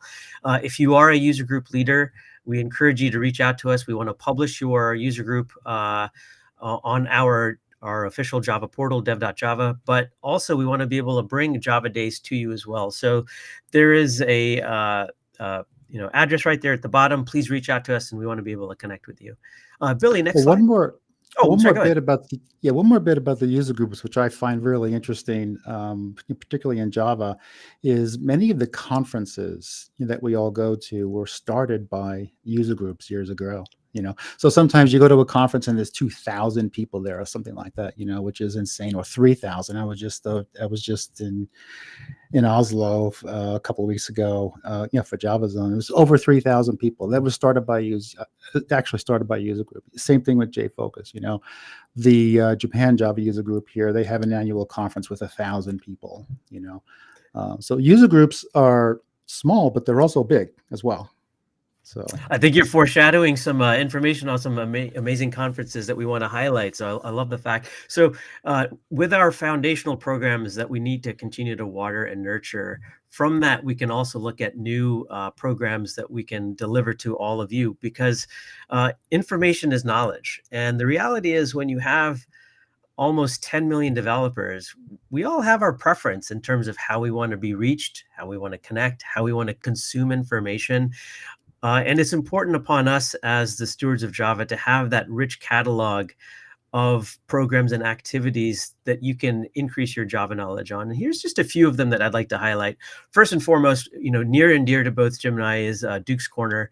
This is literally a podcast which reflects the voice of you, luminaries in the community, in terms of your experiences, your expertise, and what you're actually seeing out in the ecosystem, that we want to bring that personal connection of community to all of you. We've continued to refine our official YouTube channel with a catalog of learning content. So we encourage you to bookmark that on your browser. Our Inside.java podcast also voices of our Java engineers as they explore design decisions and the evolution of many of the projects and features that you're seeing being birthed in every new release of Java that we do every 6 months. And then we got some really rather interesting programs as well, all with a unique flair of the talent behind that I want to just cover real quick. So with our Inside.java JEP Cafe, as we call it, it is an exploration of JEPs that appear in every feature and every new release, being hosted by Jose Pumard, who's one of our onboard advocates here on the Java Developer Relations team. He brings his own personality and charm to this, so I'd encourage you to look at that. Our Inside.java newscast, hosted by Nicolai Parlog, who also has a rotation of other advocates that sometimes host the newscast, but it allows you to get a deep exploration in terms of all of the innovation that's happening on an ongoing basis. And then, sometimes you don't want to sit in front of like a 5-minute or a 20-minute screencast. You want something that's quickly digestible. And so I'm going to give a little bit of props to our host today, Billy Korando, who hosts the SIP of Java. And what's SIP of Java?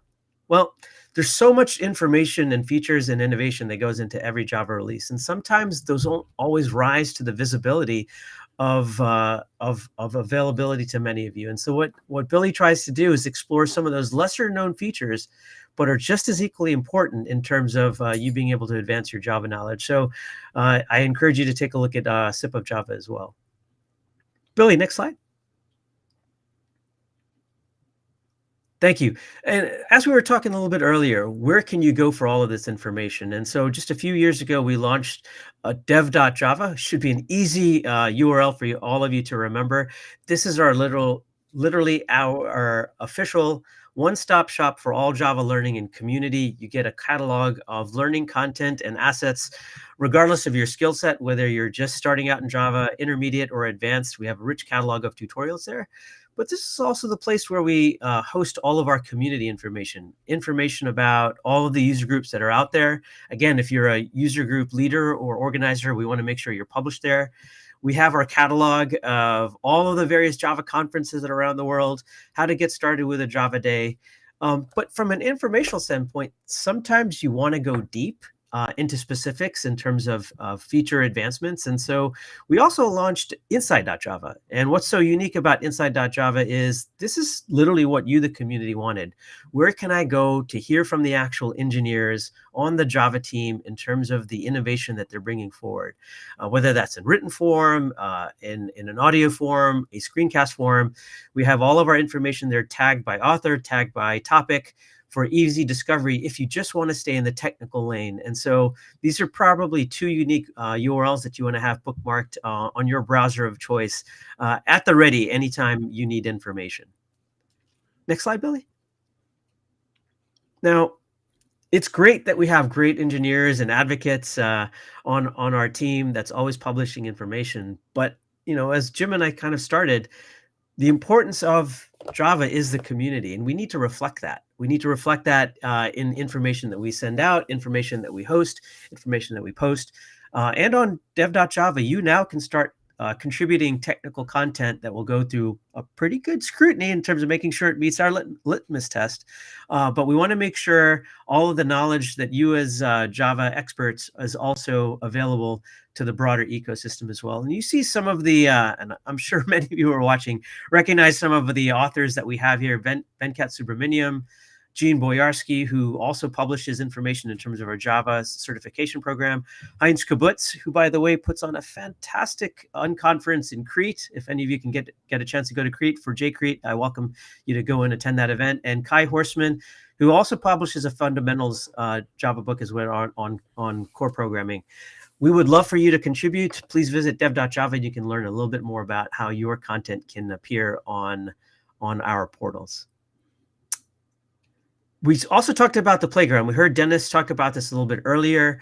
This is a place not just for new developers to experience some of the new features that we're delivering, but as an experienced developer as well, because you can see some of the code snippets as it relates to specific features that we're delivering. Dennis earlier mentioned that we're now weaving our playground into our tutorials as well, so you can have that experience. This just makes it much more practical for you to experience and see what's happening at the code level with specific features and new features before you actually use them in production. So please turn your attention to dev.java, play around with the playground, and give us your feedback, because we want to make sure this is rich. We also know that, we all have our different choices in terms of how we develop Java. You probably have seen us make many investments with many of the popular IDEs, but we also know that many students, especially, are turning to VS Code. And actually, just this week, yesterday, we reached over 1 million downloads of our plugin. So thank you to everyone that is downloading it, that's using it, that's giving us feedback. And one of the unique features here is also you get to see some of the early access builds of future Java releases. So not only can you use the existing release, in this case, Java 23, you can also start playing around with some of the features in early access builds for Java 24. So you can see, get that preview well ahead of when the release comes out. Oh, just one more bit on here. In the next newsletter, we're going to have a little profile of this plugin from the engineering team that is actually building it. So that'll be cool. So in a few weeks. Fantastic. Good to see that. So is that coming out in the next Java newsletter? Yeah. So can't wait. Make sure you subscribe. So if you want to subscribe to the newsletter, go to inside.java, click on newsletter. You can see many of the back issues that Jim publishes, but also subscribe for future issues. Now, I love the fact that Jim teased this out at the very beginning about conferences. And this is highly important. Here you just see a brief catalog of some of the popular Java conferences that are happening around the world. This is mission critical for us. We need to show up. We need to connect with all of you. These are some of the conferences that we always hope to have some level of participation in. And this is just the tip of the iceberg. I mean, this is the place where you get to connect in real time to see some of the experts talking about some of the new features. But as we always talk about, it's at a people level. We want to ensure that you have that hallway track experience where you can speak, connect, communicate, collaborate with peers of like mind. We all have our favorite Java conferences around the world.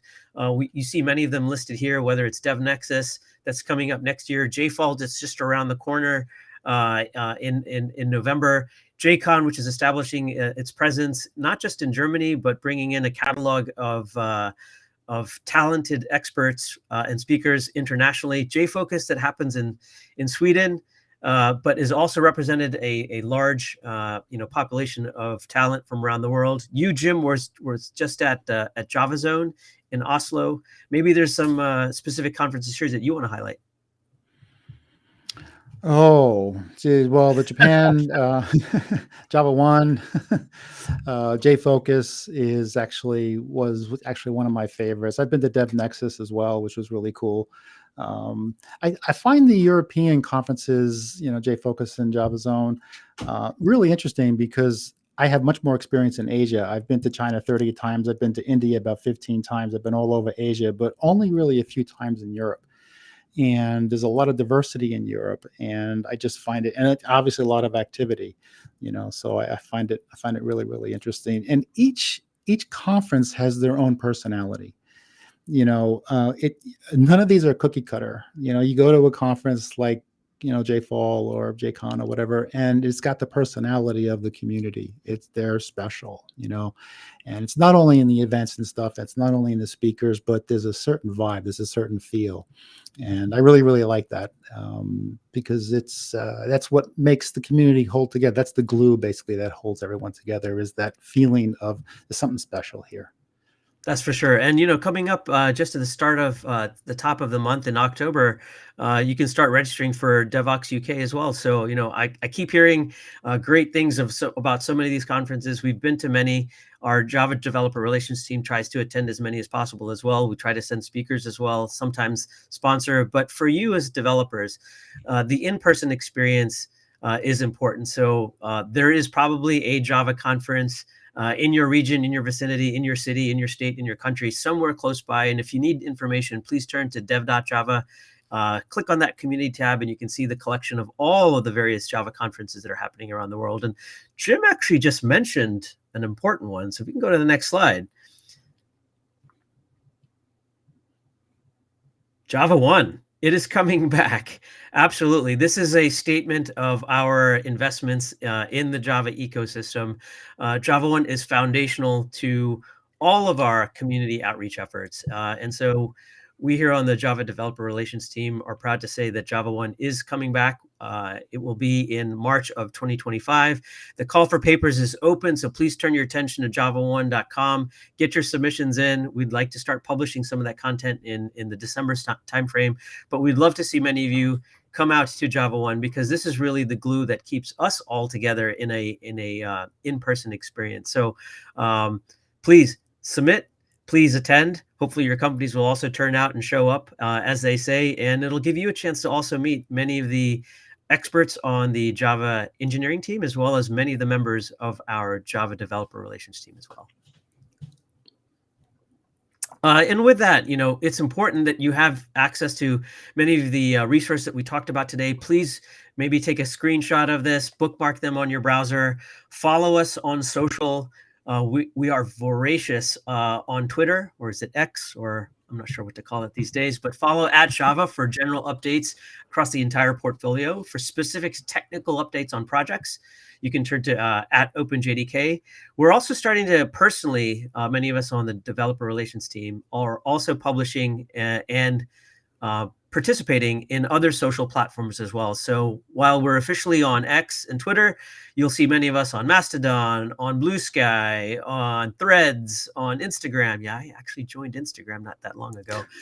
But we're looking forward to seeing many of you connect on many of the social platforms that we're all now participating in. And I think it's also important to realize when you look at this team that we're a team, we're distributed, we're all over the world. We focus on different things, but we really focus on two things. We focus on technology and people. We're out at conferences, we're meeting people, we're talking tech, but we're also building community. We're doing both. And that's to me, that reflects the 29 or 30 years of Java itself. The community itself has been building the technology and building the community uninterrupted for all those decades. So it's fresh. It's just like it's 29 years ago right now. It's fresh.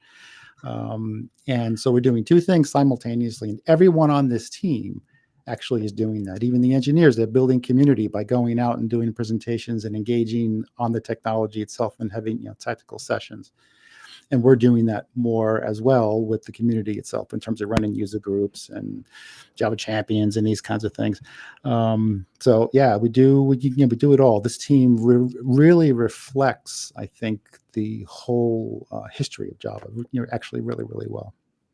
Yeah, and it's an important point. So, the Java developer relations team at Oracle is globally distributed, as Jim said. We have Billy in Kansas City. We have Jim in Japan. I'm representing California as strong as I can. But we also have talent in Belgium, in Poland, in Netherlands, in Seattle, on the East Coast. So, we try to make ourselves as available as possible. Oftentimes, we sometimes get the comment, do you ever sleep? It's a legitimate question. We are voracious in terms of trying to always be on as best we can. Someone is on in some specific time zone so we can connect with you, answer your questions as best we can, put you in connection and in touch with information that you are asking for, because that's important. We want to make sure we're not just listening to you, but we're following up and supporting you as best we can. And it's not only this team. This team, Java Developer Relations is a part of, JPG, obviously Java Platform Group. there are engineers that aren't on this team that are part of JPG that are also interacting with the community. I mean, I was talking to the engineers, the QE team in India. It's like 40 engineers there, and they're responsible for all the QE, all the QE functions. So all, to make sure that all the Java releases actually function, perfectly well.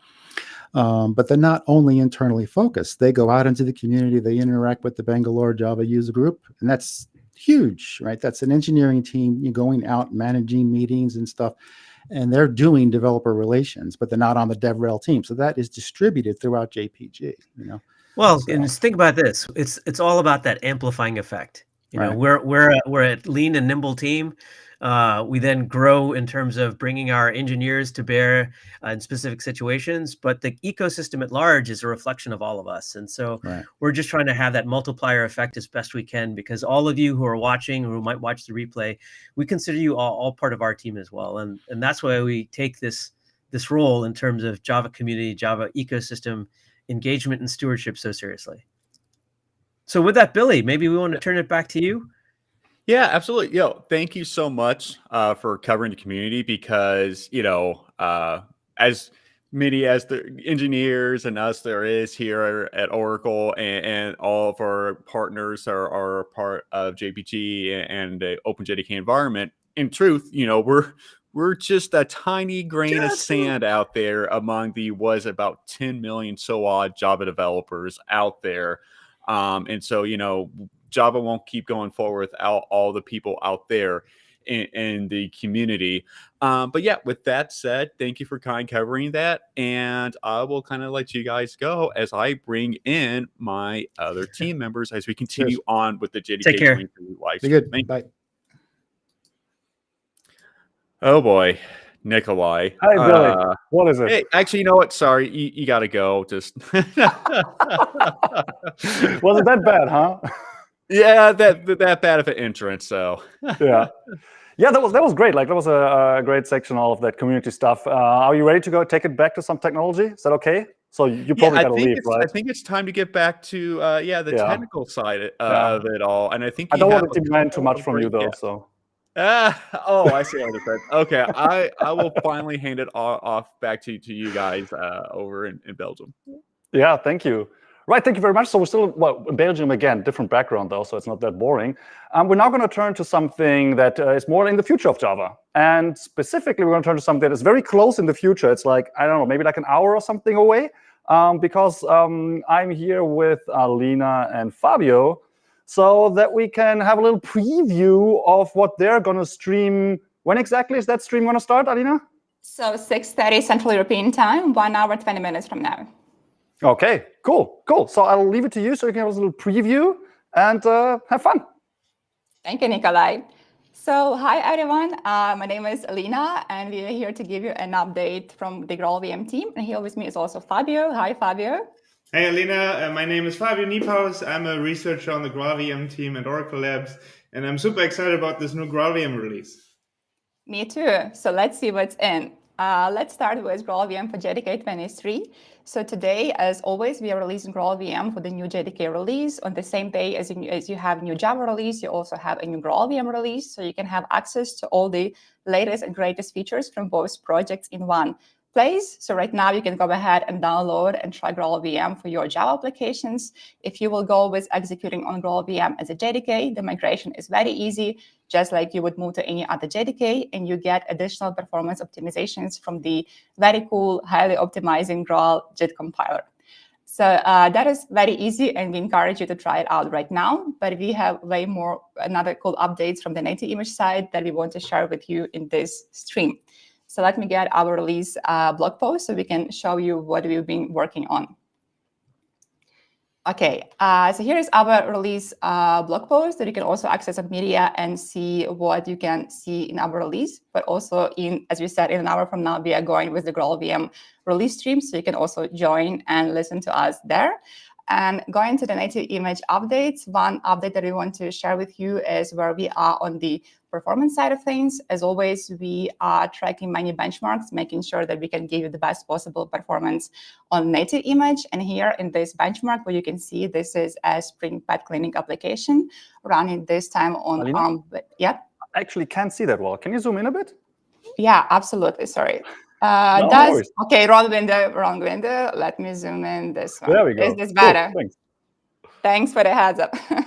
Thank you. Okay, so now that we can see the benchmark better, what we are measuring here is a Spring Pet Cleaning application running on native image with all the optimizations, and we're comparing that to running on GraalVM CE with the C2 JIT compiler. That is also your compiler in OpenJDK. So technically, this is comparing against OpenJDK. And the numbers that we are seeing here is that peak throughput is on par with OpenJDK. And what's also interesting, if you notice here where we talk about memory usage is much lower.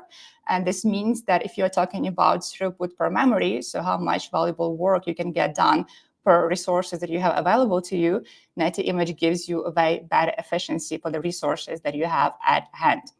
So if you want to have good performance for your application and optimize all the possible performance dimensions, native image is a good way to go.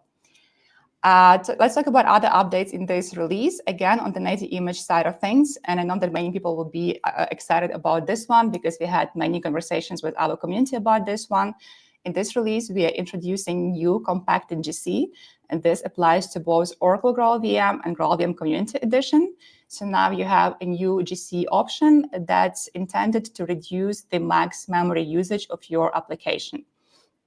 And this is very good, for example, for your applications if you want to run with smaller heaps, or maybe you're deploying to resources-constrained environments.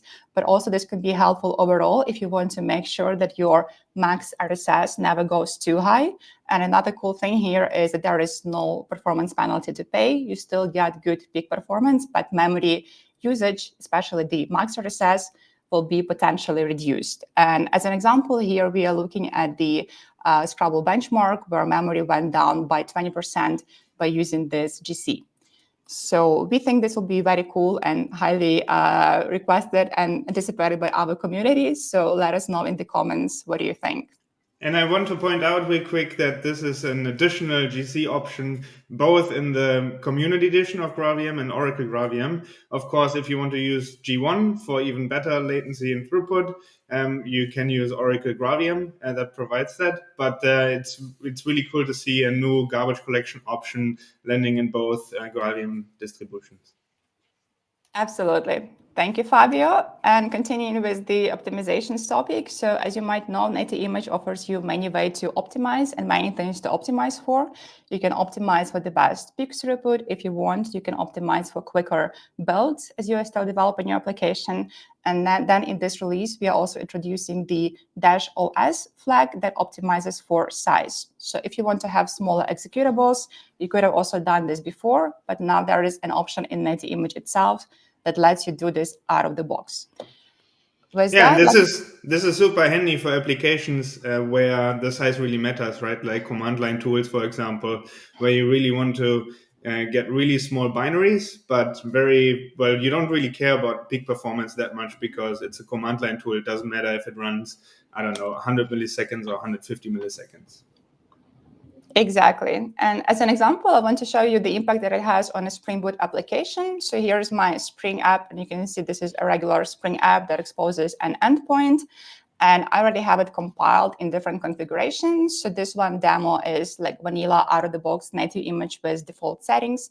And this one is optimized for size. And you can see how the size is significantly smaller. In this example, it's about 1/3 smaller than the default config. And then when we run it and we need to pick up the size version, it starts pretty fast. And when we go to our endpoint, it exposes our endpoint, does the exact same thing, but the binary itself is smaller. And as I am here, I also want to quickly show you another update from this release. So we also have those bold reports in native image and have had them for a while. And this is a very helpful tool as you're still developing your application to understand better what is going on in your app, what are the results of our analysis phase, and in general, get more insights in your application. So this is an additional feature that you can run doing your build with the emit build options flag. And then in addition to the executable, you also get an HTML file, which you can then open in the browser. I think Alina is trying to find the flag. Yeah, Here but it I have is. a very big zoom. Yeah, so there's the flag. Yes, emit build report. And then in addition to the binary, you also get this nice report, which summarizes what you've seen in the terminal, but it also lets you dig deeper into different aspects of what has put together your image. Right. So for example, you can look at the code area. Maybe you want to take it from here, Alina? Yeah, thanks, Fabio. So here you can explore what actually ended up in your application in terms of different packages and how they contributed to your application and the overall application size, either by bytecode or by method count. And also what's new in this release, we also added this resources view where you can see all the resources that are in your application, where they originate from, should they ended up there or not, or maybe indeed something should have been there, but it is missing.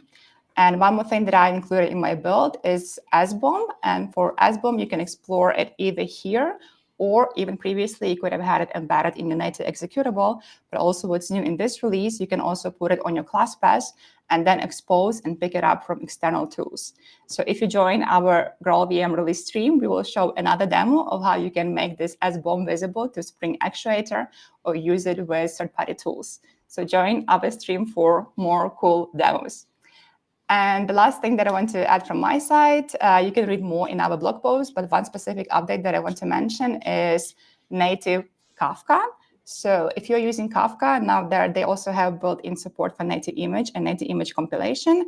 This can be very helpful for both development purposes if you want to have your brokers starting faster, but also using less memory, less CPU. And again, in production, if you want to have faster and also smaller and more resources efficient brokers, this could be very helpful for you. And with that, I want to switch to another topic, and that's about embedding other languages in your Java applications. So as you know, GraalVM can run many languages such as Java and JVM, but there is way more than we can run. For example, you can also embed Python and WebAssembly in your Java applications. And I know that this is a topic that Fabio is very excited to talk about, so I would give this thing to him. Yes, thank you very much, Alina. So in this release, we're actually making GraalPy our Python runtime that we can embed in Java. We're no longer marking it as experimental, and it's now ready for production. The same is actually true for GraalVM, but let's get to that next. So on GraalVM.org, you can go and check out the GraalPy website. It gives you links to quick starts, documentation, and yeah, it's a Python that you can embed in your Java. It's Python 3 compatible. And if you want to use this, all you need to do is add 2 dependencies to your Maven or Gradle project.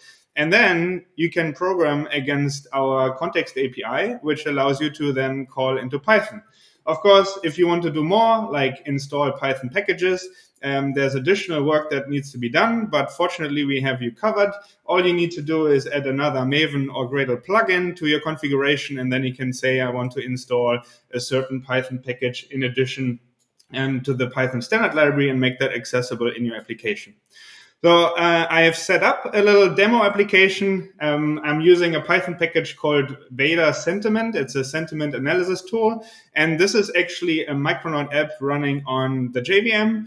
And what I can do here is I can send a message, and then it will respond with a sentiment. So for example, the new GraalPy release is not bad at all. So this is a bit of an interesting sentence, right? So yes, this is positive indeed. That worked out well. Well, you know, live demos, they sometimes make me really nervous.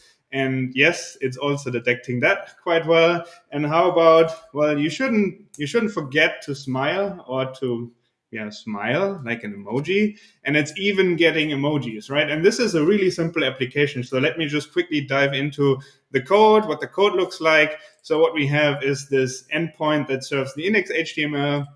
But then there's also this more interesting analyze endpoint, which does the sentiment analysis. It's using a sentiment analysis service, and that has this get sentiment analysis score. So if we are digging into this one, then we see we are calling this polarity scores method on an analyzer, and as you can see, this is Java, right? But it's also looking a little bit like Python because this is actually calling into Python code.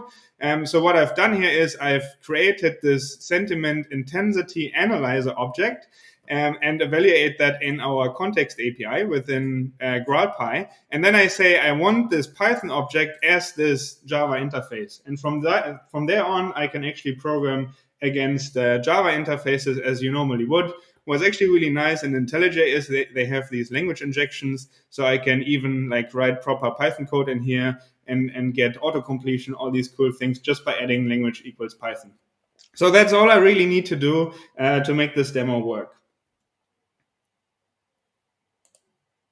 And we have more demos, right? Yes, there's one more demo. So there is also GraalVM, which is our WebAssembly runtime. This one can also be embedded in Java, and it supports WebAssembly 1.0. And same thing, you add 2 dependencies, and of course you need a WASM module. So this is a demo module, and then you can run some code. So what I've done is I've used this Photon image processing library, which I think is actually written in Rust, and it compiles to WebAssembly. You can actually check out a demo. So this is a demo. I can, apply different filters. I can flip vertically or horizontally, right? And all of this runs in my browser.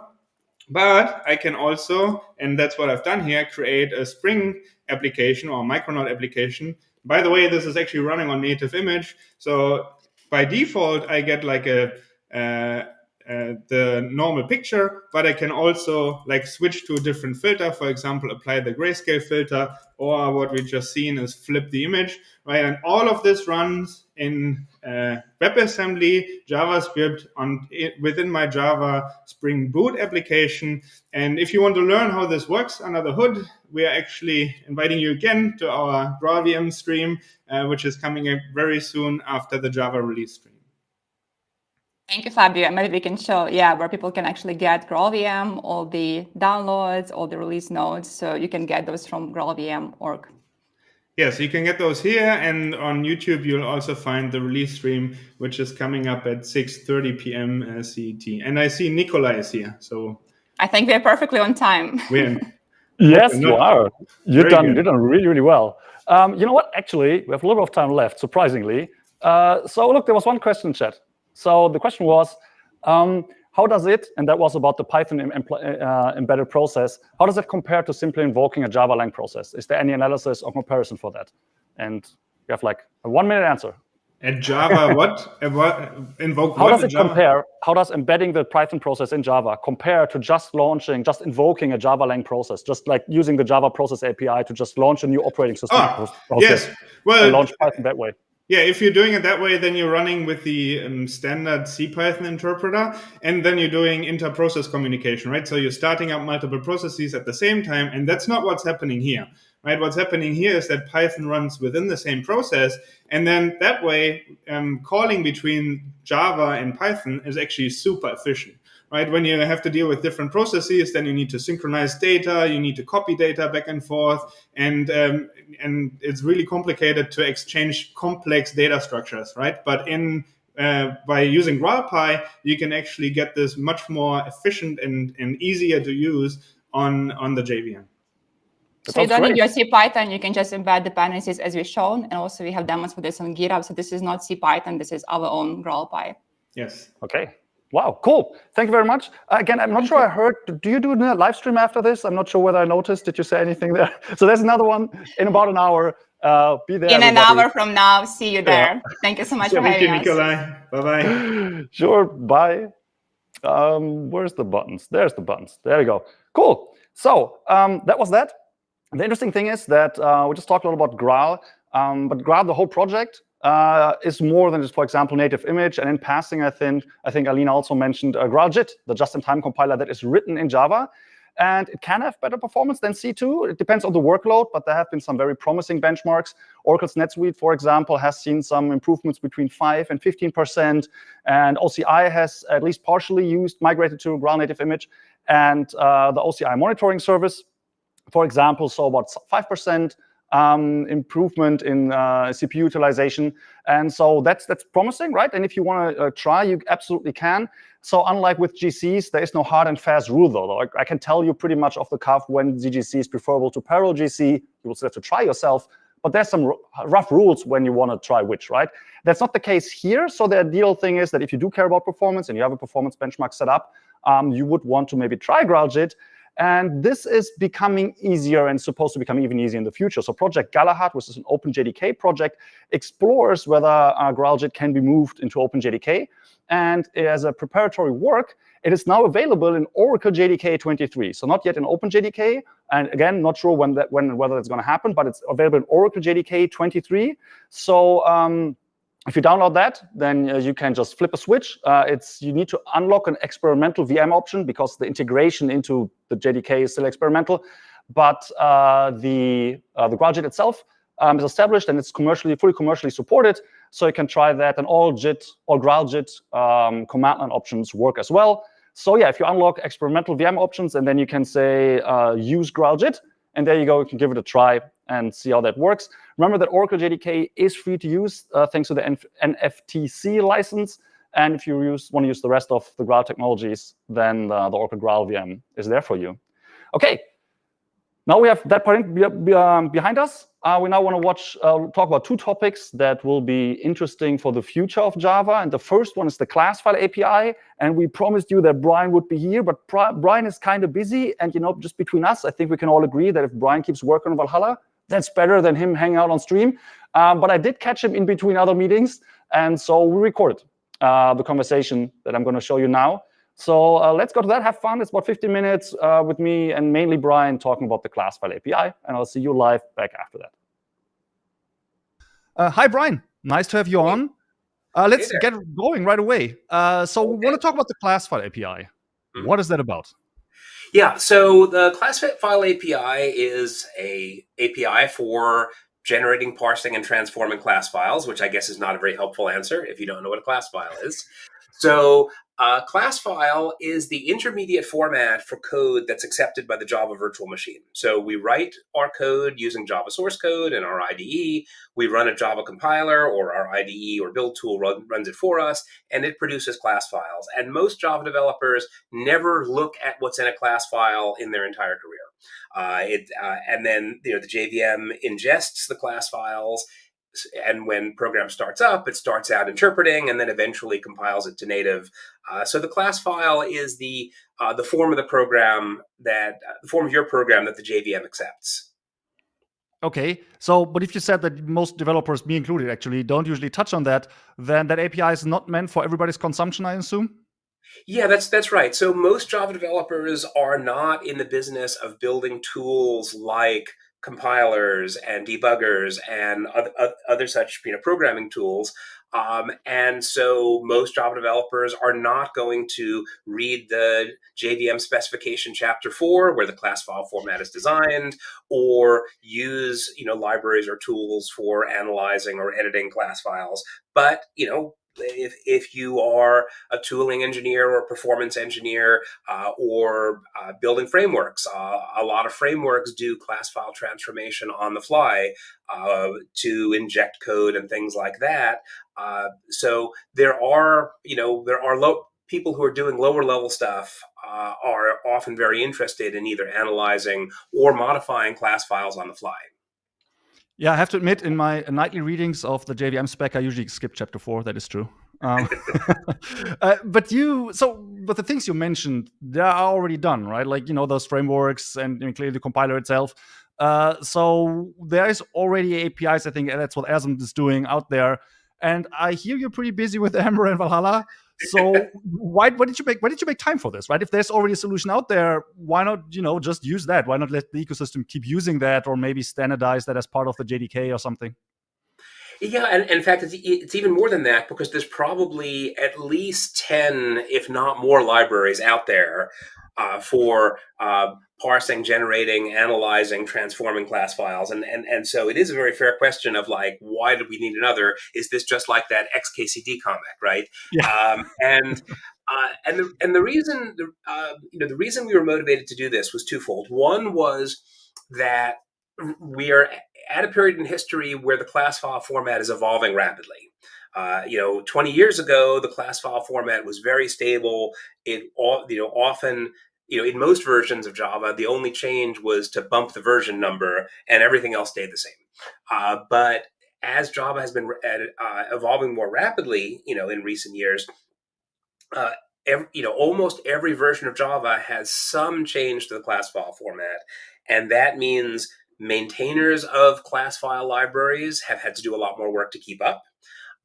But also, even if you have a library that you're using for your purposes that is keeping up, the rapid cadence of the JDK also has created a new problem, which is, let's say you have a framework. Your framework does on-the-fly class file transformation to do, say, dependency injection. And you bundle your framework with your favorite class file, transformation API, and you have a version, for Java 21. And now your clients or your customers use your framework on Java 22. Mm-hmm. Well, now you're using a library that only knows about the Java 21 class file format. So if we didn't do this, basically, not only does every class file library have to update every 6 months, every consumer of class file libraries has to update every 6 months, but also the people who deploy the program also have to update frequently. Otherwise, they may run into the problem of the class file library encounters a version of the class file it's never seen before. So by bringing this into the JDK, we can co-evolve a class file library with the class file specification, and then any application or framework that's running knows that there's an up-to-date class file parser generator, etc., available in the JDK, and we don't have these version mismatch problems. Yeah, right. So that all makes sense, but then why not standardize on ASM and just pull that into the JDK? Yeah, so that's a good question. So ASM is probably the most popular bytecode manipulation library out there in the ecosystem. It's been around since 2002. So on the one hand, it's quite mature. On the other hand, it's a little bit old. And so we've actually been using ASM in the JDK for at least 10 years. So there are places in the JDK where we generate class files on the fly, such as Lambda proxies and reflection and such. And we've been using ASM for that, and it's worked great. So it would be a reasonable choice to consider standardizing on that. The reason we didn't is that it's an old library. Its API idioms are old. And I mean, I've written many, many thousands of lines of ASM code, and it does what it says on the tin. It's a perfectly good library, but the API idioms were the ones that were popular in 2002.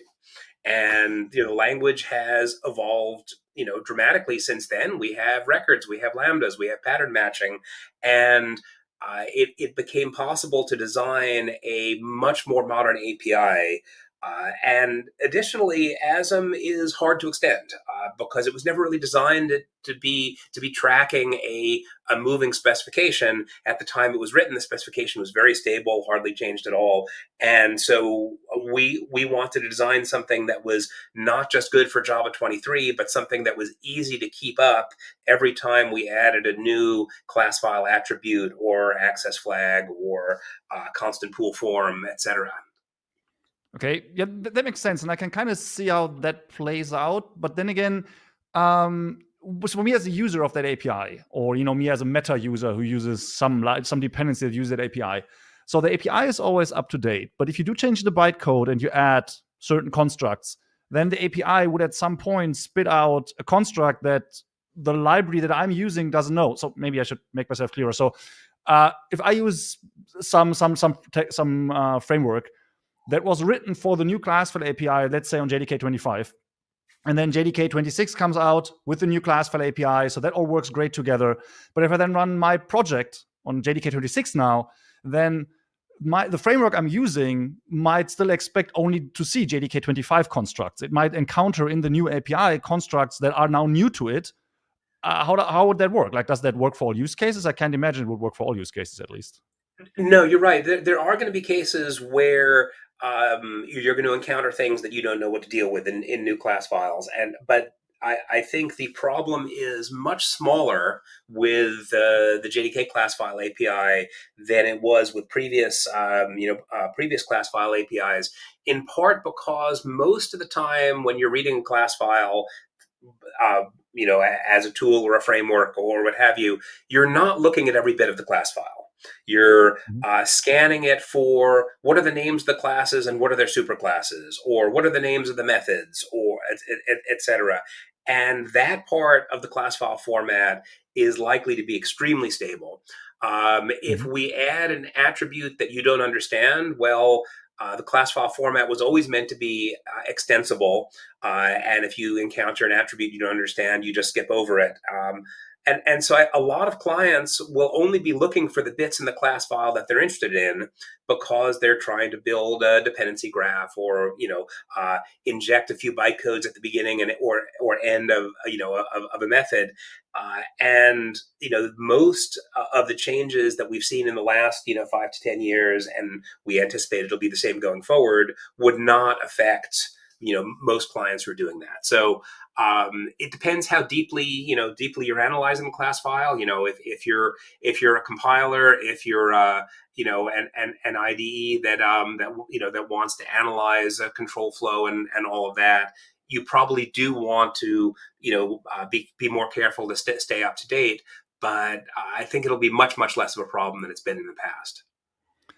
Okay, so the theory is that unless that part that the framework that I'm using is actively interested in, unless that part of the class file format changes, then the new changes will just flow through, and there will be. And that makes sense, right? Like semantically speaking, that is the case when you would expect breakage. Because if I deal with something specific and that specific thing changes, then obviously, my code needs to be updated. Yeah. But everything else is hopefully gonna just pass by. Yeah. Okay, yes, that would be cool. That would clearly be a big step up. Like it's hard to overstate how cool that would be, because at the moment it's a bit backwards that to run on a new JDK, you have to update your dependencies. That should not be the case, right? Those things should be independent. You should be able to just take your JDK 21 build and compile it in whatever application and just run it on 25 or whatever else version and get all the small performance improvements and the stability improvements and all that observability, all those things that are constantly shipped with new JDK releases, should be able to benefit from those without having to change anything, ideally. Right. And most of the time you get that. It's just that if you're in the business of ingesting class files, someone may, include some class files that were compiled later than the rest of the application. And that's where, that's where we've seen dependency issues and failures. But like I said, it just felt like it was time to bring this into the JDK because the class file format is evolving so rapidly. Yeah, and I made a small mistake, right? The issue only occurs when I recompile on the new JDK version. It does not occur like the original issue that we talked about. Okay, exactly. So let's talk about the API itself a little bit. You mentioned that these things that don't change will actually just go past, which is kind of interesting to learn how that works. If that's a reasonable question. But also I got from past presentations that this actually turned out to be really well suited for something else you've been working on in Project Ember.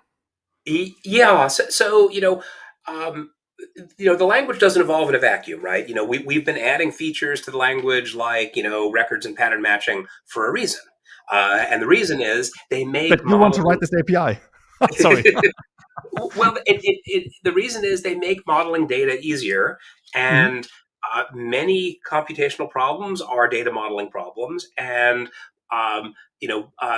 analyzing and generating class files is a data model problem. Right. The class file format is a specific data format. It happens to be an annoying, picky, low-level format to deal with. So we don't want people to deal with it in its natural binary form. And so we designed a data model to represent it that is more friendly to developers. And this is your sort of classic data-oriented, API where everything is represented by immutable objects. And you, when you parse a class file, it gives you a stream of class file objects that represent things like methods and fields and attributes and such. And if you want to drill into one of those things, like you want to see what's the bytecode of a method, you can do that. It will give you a stream of instruction objects, etc. And you can ignore the ones you don't care about. You can, if you want to transform it, you can insert new things in the stream, remove things from the stream, etc.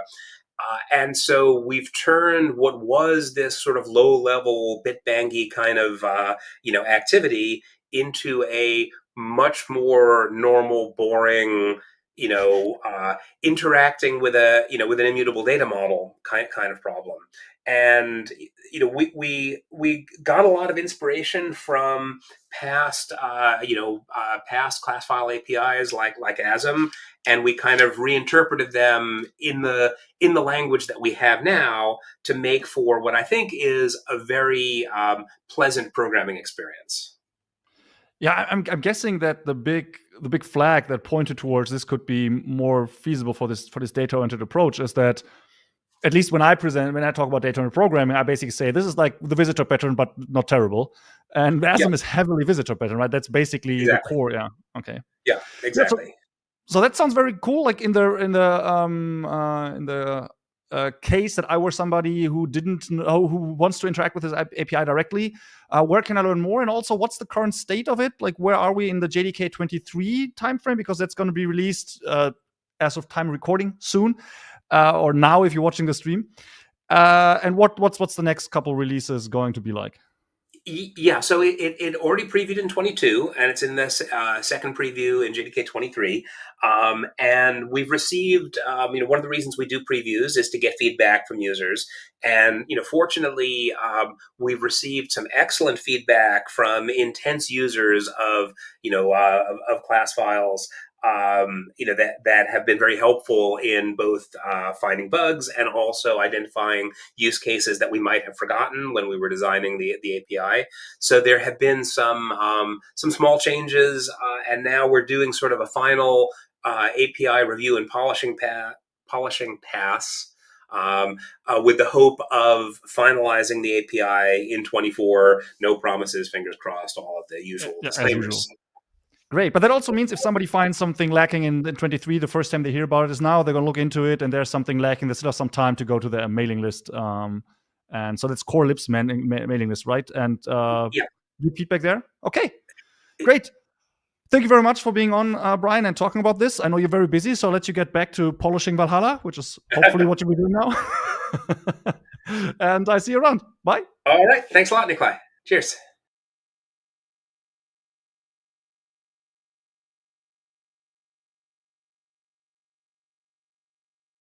Preview in 23, and it's looking to be finalized in 24. But if you do experiment with it now, please take your feedback to the Core Lips mailing list. There is like 3 months left, and if nobody says anything bad until then it's probably going to be finalized as is. Which brings us to the next topic, to the last topic for today, something that we already heard a little bit about today and that we're going to probably hear more about in the future, which is the general topic of performance. Specifically, we're going to talk about startup and warm-up performance and what that all means.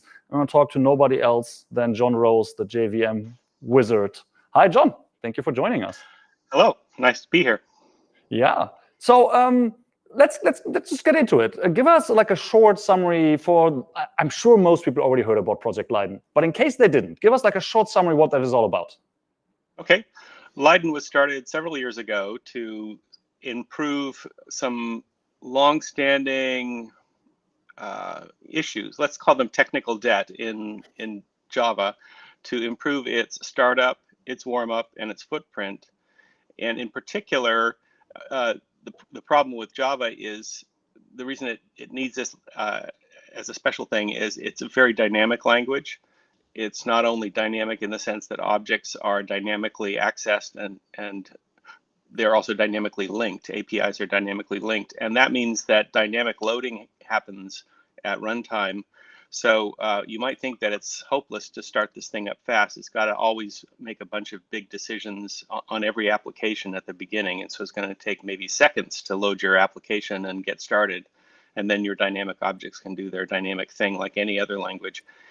Leyden was founded in order to address these issues so that the decisions that are made when you configure a dynamic program in Java can be done ahead of time.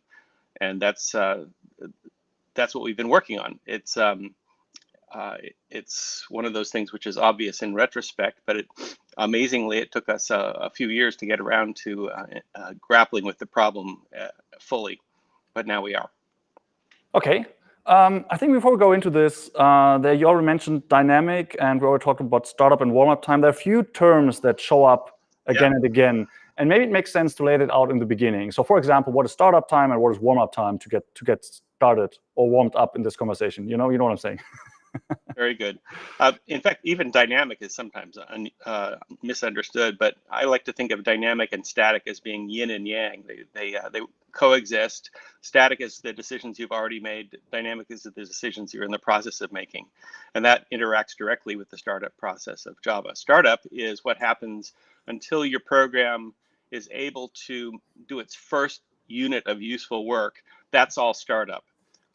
It's the big inhale in some other systems. When you're booting up your computer, that's startup of your computer's hardware and software and operating system. Warm up is after you have done your first bit of useful work, but you might go slow the first few times because the system is still optimizing itself. That's very true of a dynamic language, any dynamic language, but especially Java, where Java looks for hotspots in your execution and tries to optimize those especially, and that gets Java's trademark performance, which is for some kinds of workloads faster than anything you could do in C++ because it devirtualizes methods as part of its optimizations. It can inline across object dispatches, for example. That's been a special thing in Java, but you get that at the expense of a warm-up period, when even after you start doing units of useful work in your application, you also need to have give the VM some time to look at the kind of workload you're running and optimize specifically for it. So and you can see how the dynamism costs both startup and warm up, and this might create knock-on effects in footprint because the machine is organizing itself on the fly, organizing its memory on the fly, and perhaps it might end up doing a job that could have been done better with a lot of forethought, a lot of static analysis. And that's where we get back to the yin-yang concept of static and dynamic. You, of course, if you can figure out how to predict in advance configurations and workloads and memory requirements, it might be better to do some work ahead of time, not just in time like the dynamic workflows work, but ahead of time. And if you can do those pieces of work which can be done ahead of time because they can be predicted, then you do them statically ahead of time. And that will improve your startup and your warm-up to the extent that you can predict and perform those operations ahead of time instead of just in time. Yeah, that makes sense. I think one thing that is important there, you already mentioned that the Java's dynamic nature, specifically at runtime, the dynamic nature does allow it to have like peak performance that can be, depending on the workload, pretty much unrivaled. Because in the context of warm-up and startup time, Java's dynamism basically always shows up as a negative, right? It always shows up as if only Java didn't have any of that, right? If only everything would be static, and then everything would be good, right? But much of that dynamism allows us to, replace dependencies without recompiling necessarily. And so I think it's important to point out that dynamism in Java is good for us. It just has also drawbacks. It's just not free. Oh, it's great. Dynamism lets you arrange your programs and their behavior with arrange your class libraries, and then within the class libraries, the behavior of your objects. Arrange it on the fly for the particular task at hand, which gives you unrivaled customization of performance. You can't do that with a fully static system where you have to build everything ahead of time and then you hope that the build is appropriate for your workload. Java adjusts itself to the workload. That's great. So it's sort of a glass half full.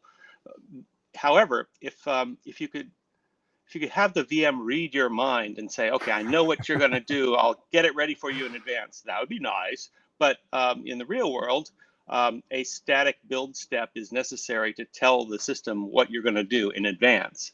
And so what the whole AOT, idea of an AOT, or ahead of time workload, as opposed to a JIT JIT workload, is that you give the system at build time a hint as to what is probably going to happen, and then the system does extra work at that time under Leyden to prepare your VM to work the way you tell it to predict it's going to work. Now, Java is still dynamic, so you don't give up any dynamism at all by making that prediction at build time. You tell it at build time, I think I'm going to do this. Here's a representative application, and this brings us into the topic of training runs, which we can bookmark for the moment. So you tell it in advance via a training run that it's going to do a certain task with a certain configuration, and then, okay, it's ready for you. But if then you take a left turn and you get some new data and it changes, something goes, there's a new condition which is very rare, but the program is ready to handle it. The VM will follow that data flow, that execution flow, and will possibly go a little bit slower like the old days, and then it will re-optimize for the new condition that shows up. So the Java remains as flexible and dynamic as it always was, but then that was the yin, and then there's a yang, which says, okay, we're ready to handle the thing that we expect. And for that, the user needs to tell the VM something at build time. Yeah. So what has been explored in Leyden? So we talked a little bit about, like you already vaguely mentioned that there are things that could be done earlier, and that you can do with the training run. We get back to that later as well. Or just realized one more thing I want to say about what you described, that you do this work ahead of time in the hope that it will benefit you later, but if it doesn't, it's not terrible, it's not going to be false. And I think there was a quote in a recent talk that I really liked about this: success is a habit, but failure is an option. So if these predictions turn out to be wrong, you just fall back onto the regular JVM behavior that, oh, we need to decompile, we need to re-optimize, that kind of stuff. That's right. But so what are some of the things that Leyden has been digging into? For this particular set of problems, we have been digging for about a year and a half now. We formed what I think of as a tiger team to really get our arms around the problem. And so what Java does during those early milliseconds, and then for warm-up might take seconds, and for a large system it might even take minutes to do warm-up. What Java does is it loads class files, it links class files together, it initializes the class files, especially in the early moments, the system class files. Those are a special case for us. We want to be sure that we optimize those, even if we don't optimize anything else. And then you initialize and load the application class files, and that's the end of start. At the end of startup, you're initialized in all of your class files, and you're ready to do useful work. So the linking process is something that hasn't been attended to until very recently. The linking process is something that can be predicted once you can predict your class path and your class file configurations. If you know which class files you're going to use, which we have technology for that already. That's old technology. It's been around since Java 5 or 6 or something like that. If you can predict an initial set of class files that you're going to load, and then have those already loaded in some sense, which, that's just engineering to do already loading of a known list of static class files. It's, you do it. Spoken like a true project manager. That's just engineering. Somebody will fix it. Just it. I am not a project manager, please. Okay, yeah. Oh my God. I know you do a lot of this work yourself, but just like sound like one though. I talk to them. But so once you have a static tactic for dealing with pre-parsing class files, which is an old tactic we have, then the next thing to do is to pre-link them so that they can begin to talk to each other They have pointers that point to each other.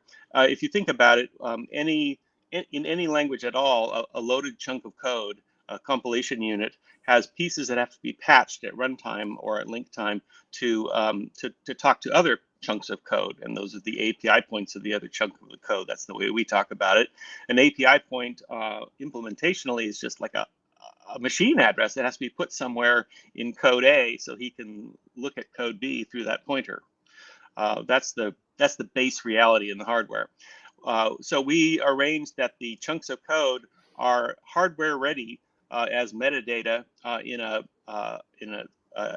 what we call an AOT cache, which used to be called a CDS archive, but it's evolved. The AOT cache has hardware ready chunks of metadata with addresses that point to other chunks of metadata and also chunks of code, so that the program is ready to dance around through those hardware addresses using single instructions to get back and forth between the code for different classes, and then you optimize on top of that, of course, to get really good code. So what an AOT cache is like Java's take on shared libraries in an operating system. In a modern operating system, you have shared libraries, dilibs, SOs. Those things are configured ahead of time to contain the results of compilation and linking, even partial linking, so that they're ready to run as fast as possible. As soon as you ask for them, you map them into memory, and boom, you're ready to execute modulo paging and some dynamic linking. But the residual effort to get executing is small in any modern operating system. We have a similar idea with the AOT cache. It's really like a shared library for Java, and it embodies all of the ahead of time decisions that you've told Java. Expect to load this class. Expect to link these classes together. Expect to run it this way. Expect. We even include in this bundle of information, the AOT cache. We include profiling information. So whatever you did in the training run, this is the run that you did during build time to tell the system, hey, heads up, here's what's going to happen. Whatever running operations happened in the training run are also embodied not only in the loaded classes, but also in profiles, and also in fully optimized JIT code, and also in partially optimized JIT code. That even surprisingly has a role. It's not always right to optimize everything fully. So we have this mix of artifacts in our shared library, which we call the AOT cache, that gives the JVM a really, really good head start. So it can act like it's been starting up and warming up already for seconds and seconds and seconds, but it's just milliseconds since you started your production run with the AOT cache enabled. Yeah. But so I have two follow-up questions about that. I'm not sure which way to go. Let's start with which probably going to end up at the training run, right? You mentioned a bunch of times that you predict or you tell the JVM that this is going to happen. So where does the information come from, right? So where would I get that information for my program that I want to AOT optimize? Well, the JVM learns, let's say by example. You give it a program and you say, watch this. And the program runs, and whatever that program does, the JVM says, okay, I'm ready to do that again. I've got an AOT cache, which will get you there faster. So the base problem is for the programmer at build time to be willing to come up with some execution of the program that he can say, watch this, that the VM can say, okay, I got that. Now, we think that many kinds of system integration tests or some kinds of benchmarks will do for that out of the box. In other words, a programmer might already have at hand a program which is designed to shake out the smoke of your application and do the first few tasks, and maybe even a performance test, which will not only shake out the smoke, but then will do a million executions of the task and see how fast it went. That would be the best case, because if you take it stands to reason, if you say to the VM, hey, watch this, and then you tell it to run a million executions of your task, and it runs for about a minute and optimizes everything, and of course it loads and sets up everything. At the end of that, the VM will have lots of interesting information how to get to that point again. And so you put that into an AOT cache, and then you run this thing like a cold start. It loads the AOT cache and says, oh, I have all these goodies that tell me how to get to that place, which was just as good as after I'd run a million of the unit tasks, and I was ready to go. This is not. This is pretty simple for simple applications. Like I think it applies very well to Java C, which executes repetitively many files on a big batch run. So we can get that. We can make an example of Java C very easily by just putting it to work on a million files and telling the VM, watch this. It's a training run for a platform for something like Pet Clinic. For any of the frameworks, the key thing to optimize is probably startup, because they configure themselves for a while when you start them up. So you make a startup which just basically gets to the service loop of the framework, and once you get there, you say, that's your training run, VM. Take that and make that fast, please. That will make the startup of the framework be fast. If you have an application built on top of a framework that takes service requests in a loop, you might say, okay, I'm going to run the first 10,000 service requests and tell the VM to watch that, and that's a training run. Make that fast, so that you're not only started up as a framework, but you're warmed up as a framework. That is a little bit challenging because it requires you to find some requests to feed the thing with, right? That won't break your real world. But I would classify that as interesting adventures yet to be had, is learning how to do that well. I have to say that we are not just delivering one magic bullet. We do have one JEP that's going into, we hope, subject to the usual caveats, like Brian just said for the class file thing. Yeah, please, yes. We're working on PRs right now for the first layer of this functionality. It will make linking go very fast. AOT code is coming, and AOT profiles are coming, and other stuff is coming. One thing that's coming in the future is better ways to configure and execute your training runs, because that is going to be a special art that people will want to learn in order to gain the benefits of startup and warm up. Because as I said at the beginning, the VM doesn't read your mind. You have to tell it something if you want it to do something ahead of time. So the way we have chosen to tell the VM something is to execute a training run. But that, of course, there's a whole user model to that, which we're beginning to explore. Right now, a training run is simply you execute the VM, you execute your application, you give it a special switch that says, watch this, please, it's a training run. And then when it exits, then that's the training run. The VM records everything up to the exit. That's not exactly right. We need more subtle kinds of training runs, and that is one of several branches in our project that we're exploring in parallel. But the main trunk of our work is to get the basic AOT cache functionality put into the main release, so that people can begin using it, even if the user model is early days. Yeah, I think that's very important to understand. So the JEP you're talking about is 483, and I know there are a few JEP drafts that are basically lined up after that. And there's also Leyden enabled that we can talk about in a minute. But it's very important to understand that these are all early steps, as you say, right? So these are all previews, and the user model is not refined.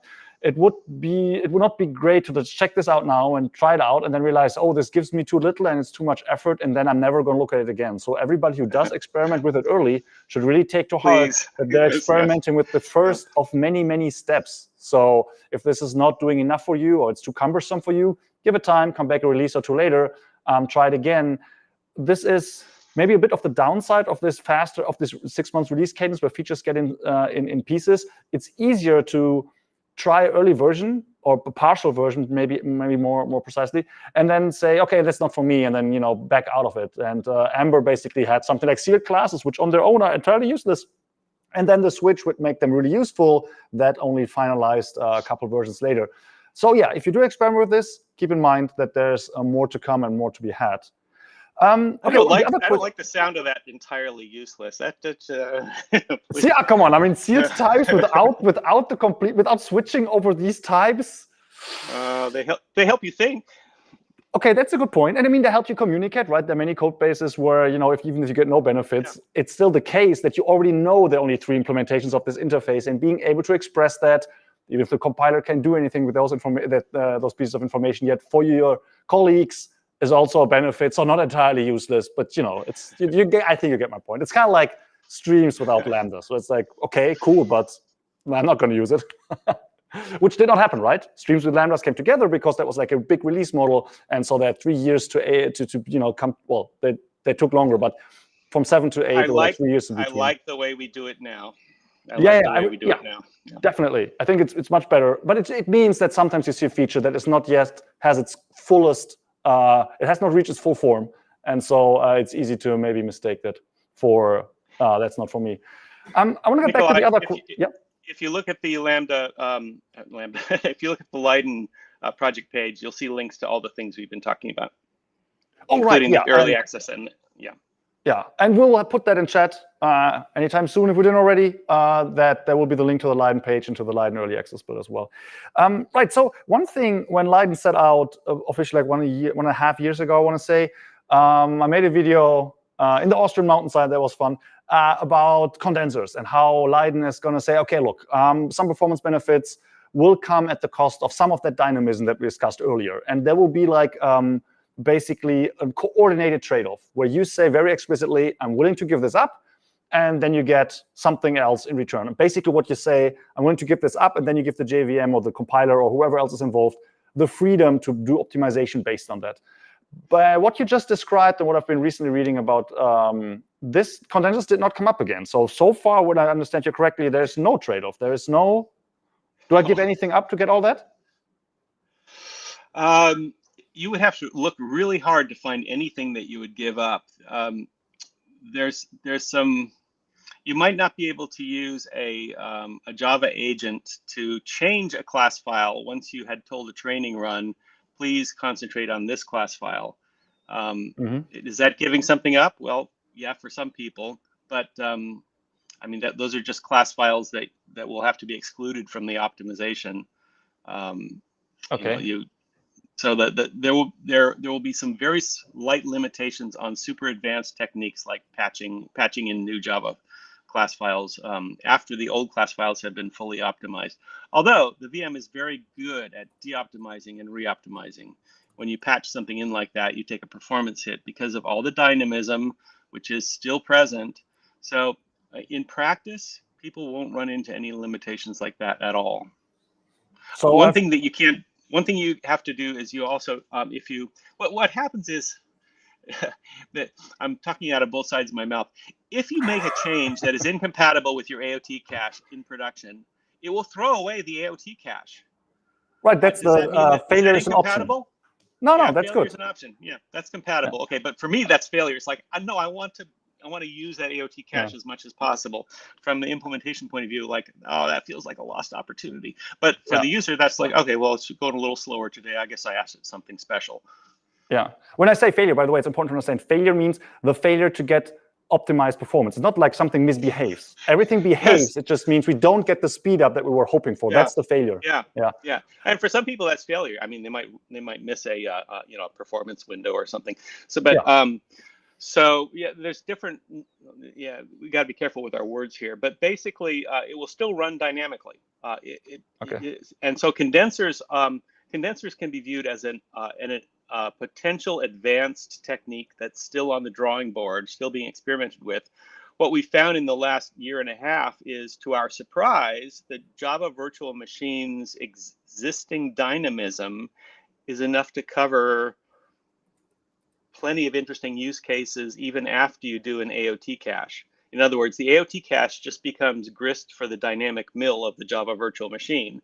And it acts like it made a bunch of these dynamic decisions already, but it's perfectly willing to revisit any or all of them. With a condenser model or any kind of a static language like C++, you can't revisit decisions that have been statically made. There's a static and there's a dynamic, and they don't overlap. With Java, they're all in each other's pockets. Okay, so since we covered that I have to give up nothing, and I've seen slides where there were promises that warm-up will see something like a 3x improvement in the Leyden early access build, I want to ask a very pointed question. Why didn't we get the 3x earlier then? But if they say it's 3x improvement without giving everything up, it sounds like that could have been an option like 5 years ago, John. What did you do? Yes, it could have been.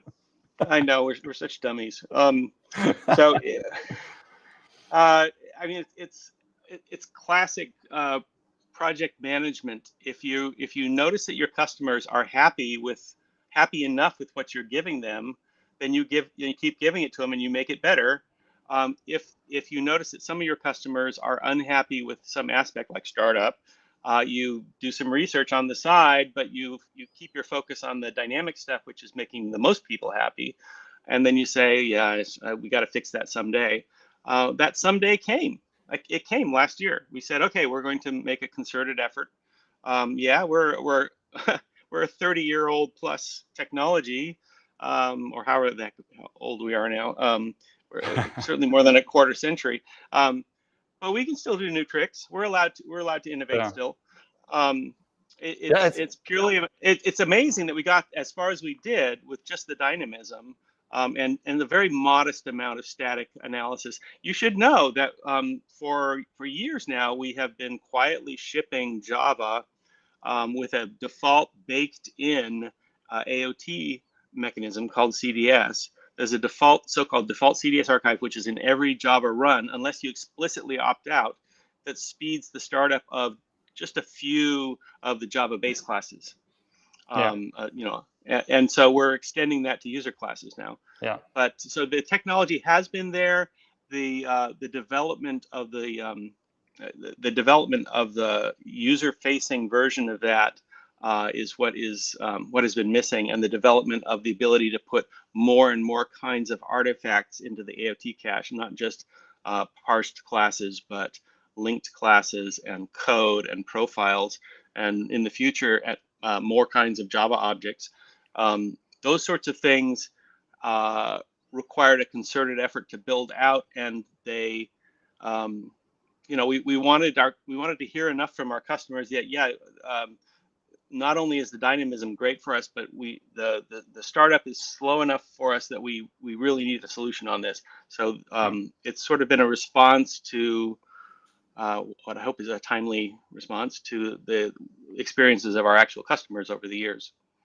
Yeah, I think it's amazing that we got this far without concerted effort. We could have done it 10 years ago, but it was better to work on the peak performance than on the startup performance for more customers. That's the important part, right? It's a trade-off. It's not like you cannot. I mean, sure, it would be nice if you could just like magically have done this 10 years ago, but if somebody would have invested that effort 10 years ago, something else would not have happened. Maybe no lambdas. Yeah. So it's like clearly this is a resource on infinite, and so it's a resource allocation game, and that means things need to become important enough to be actually worked on.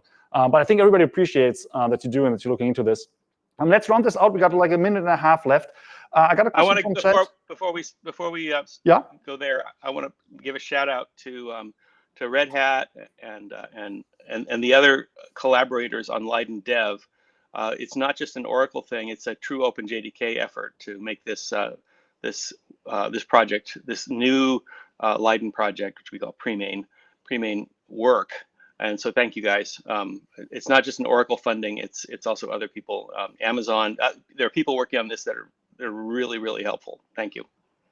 Yeah, that's cool. That's the open source, the dream, right? That many the people, smart people in all different companies can work together on this to the benefit of everybody.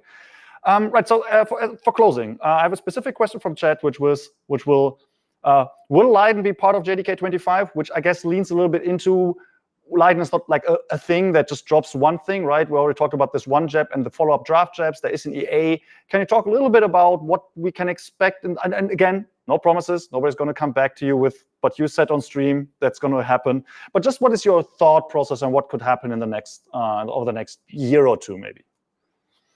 Yeah. So approximately over the next 2 years, 3 releases, 4 releases. What we expect to do is, as soon as possible, get the linking part of this into the AOT cache, so that classes are not just pre-parsed but pre-linked. That's kind of table stakes, and it also is the foundation for all the other layers. So it's got to be done first. The next thing is one of two, in either order. profiles saved in the AOT cache, so that's a warm-up thing. It lets the online JIT, the actual dynamic JIT, have more information to perform its speculative optimizations sooner. So the online JIT can run much sooner if you give it profile information from the training run. And then a complementary, these things are not mutually exclusive, oddly enough, for reasons that are too lengthy to go into right now, but non-mutually exclusively also ahead of time optimized and even ahead of time not optimized code, ahead of time interface dispatch stubs, ahead of time everything in the code realm. So we've got a code cache prototype that's in the early access. This whole cocktail of things is in the early access. You can try it out today in the early access form, but the pieces of functionality that we're peeling out are coming in by layers into the mainline, and then also a development of a better training run user model over the next couple of years. Better, I want to say better initialization of Java.base classes. So that's a separate line of investigation that we're doing. Eventually, better initialization of all user classes, but that's a really big ticket item because it requires unknown amounts of reconfiguration in order to do gracefully ahead of time do initialization, and that's where condensers might come in the end with for users to reconfigure the initialization of their user classes. But this is something, because we own Java base, we can start. I call it walking before we run. You can start reconfiguring the initialization of Java base classes, and then roll out a user model for maybe with condensers, which does that for arbitrary classes. Okay, so you're in for the long haul. I'm sure we're gonna meet again to talk about this. I would love to just keep going, but I'm already getting yelled at that we're already 2 minutes over time. So yeah, thank you very much for being here, John, for doing all of this amazing work. And yeah, as I said, Pleasure. I hope to see you when more of that results. And it's not just you, right? It's a big team. You mentioned people within and outside of Oracle. So that's all very cool. Thank you very much for being here, and have a good one. Have a good release day. Thanks. Bye. Bye. Okay, there we go. So where's everybody? Where are my colleagues? Come on here. Billy, you're there. Who else is around? Here. Is Shaw still there, Jim? Or are they just all They're all into the gone. sunset? They're all gone. What did you do to them, Billy? Don't worry Look, about that. I'm going to switch the layout so we can all fit in here. The better. There we go. Wait, why am I small? They can't. By the way, they can't hear you, I guess. So there is that. They can't hear me? Now they can. Oh, that was probably for the best. Yeah, it's better not to hear you. I agree. Your words, not mine. Okay, good.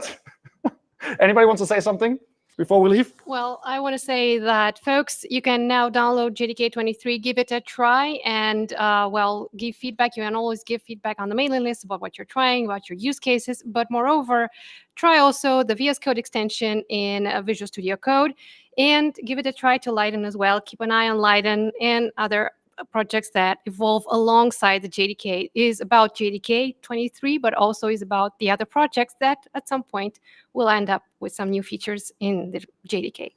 Okay, maybe last words to the wizard behind the scenes, without whom none of this would be possible, and he rarely appears on screen anymore. But let's give it to David for a few final words. No, so it was fun. So the only thing that I'm gonna say is that see you for the next time. Yeah, we still have a lot of surprise We coming. might do some live streams in the next couple of weeks, short ones. So stick around if you're into that. And yeah, that's that. Okay. All right. Thank you for everyone for joining us. We will ya. see you for next time. See you. Bye. Nice.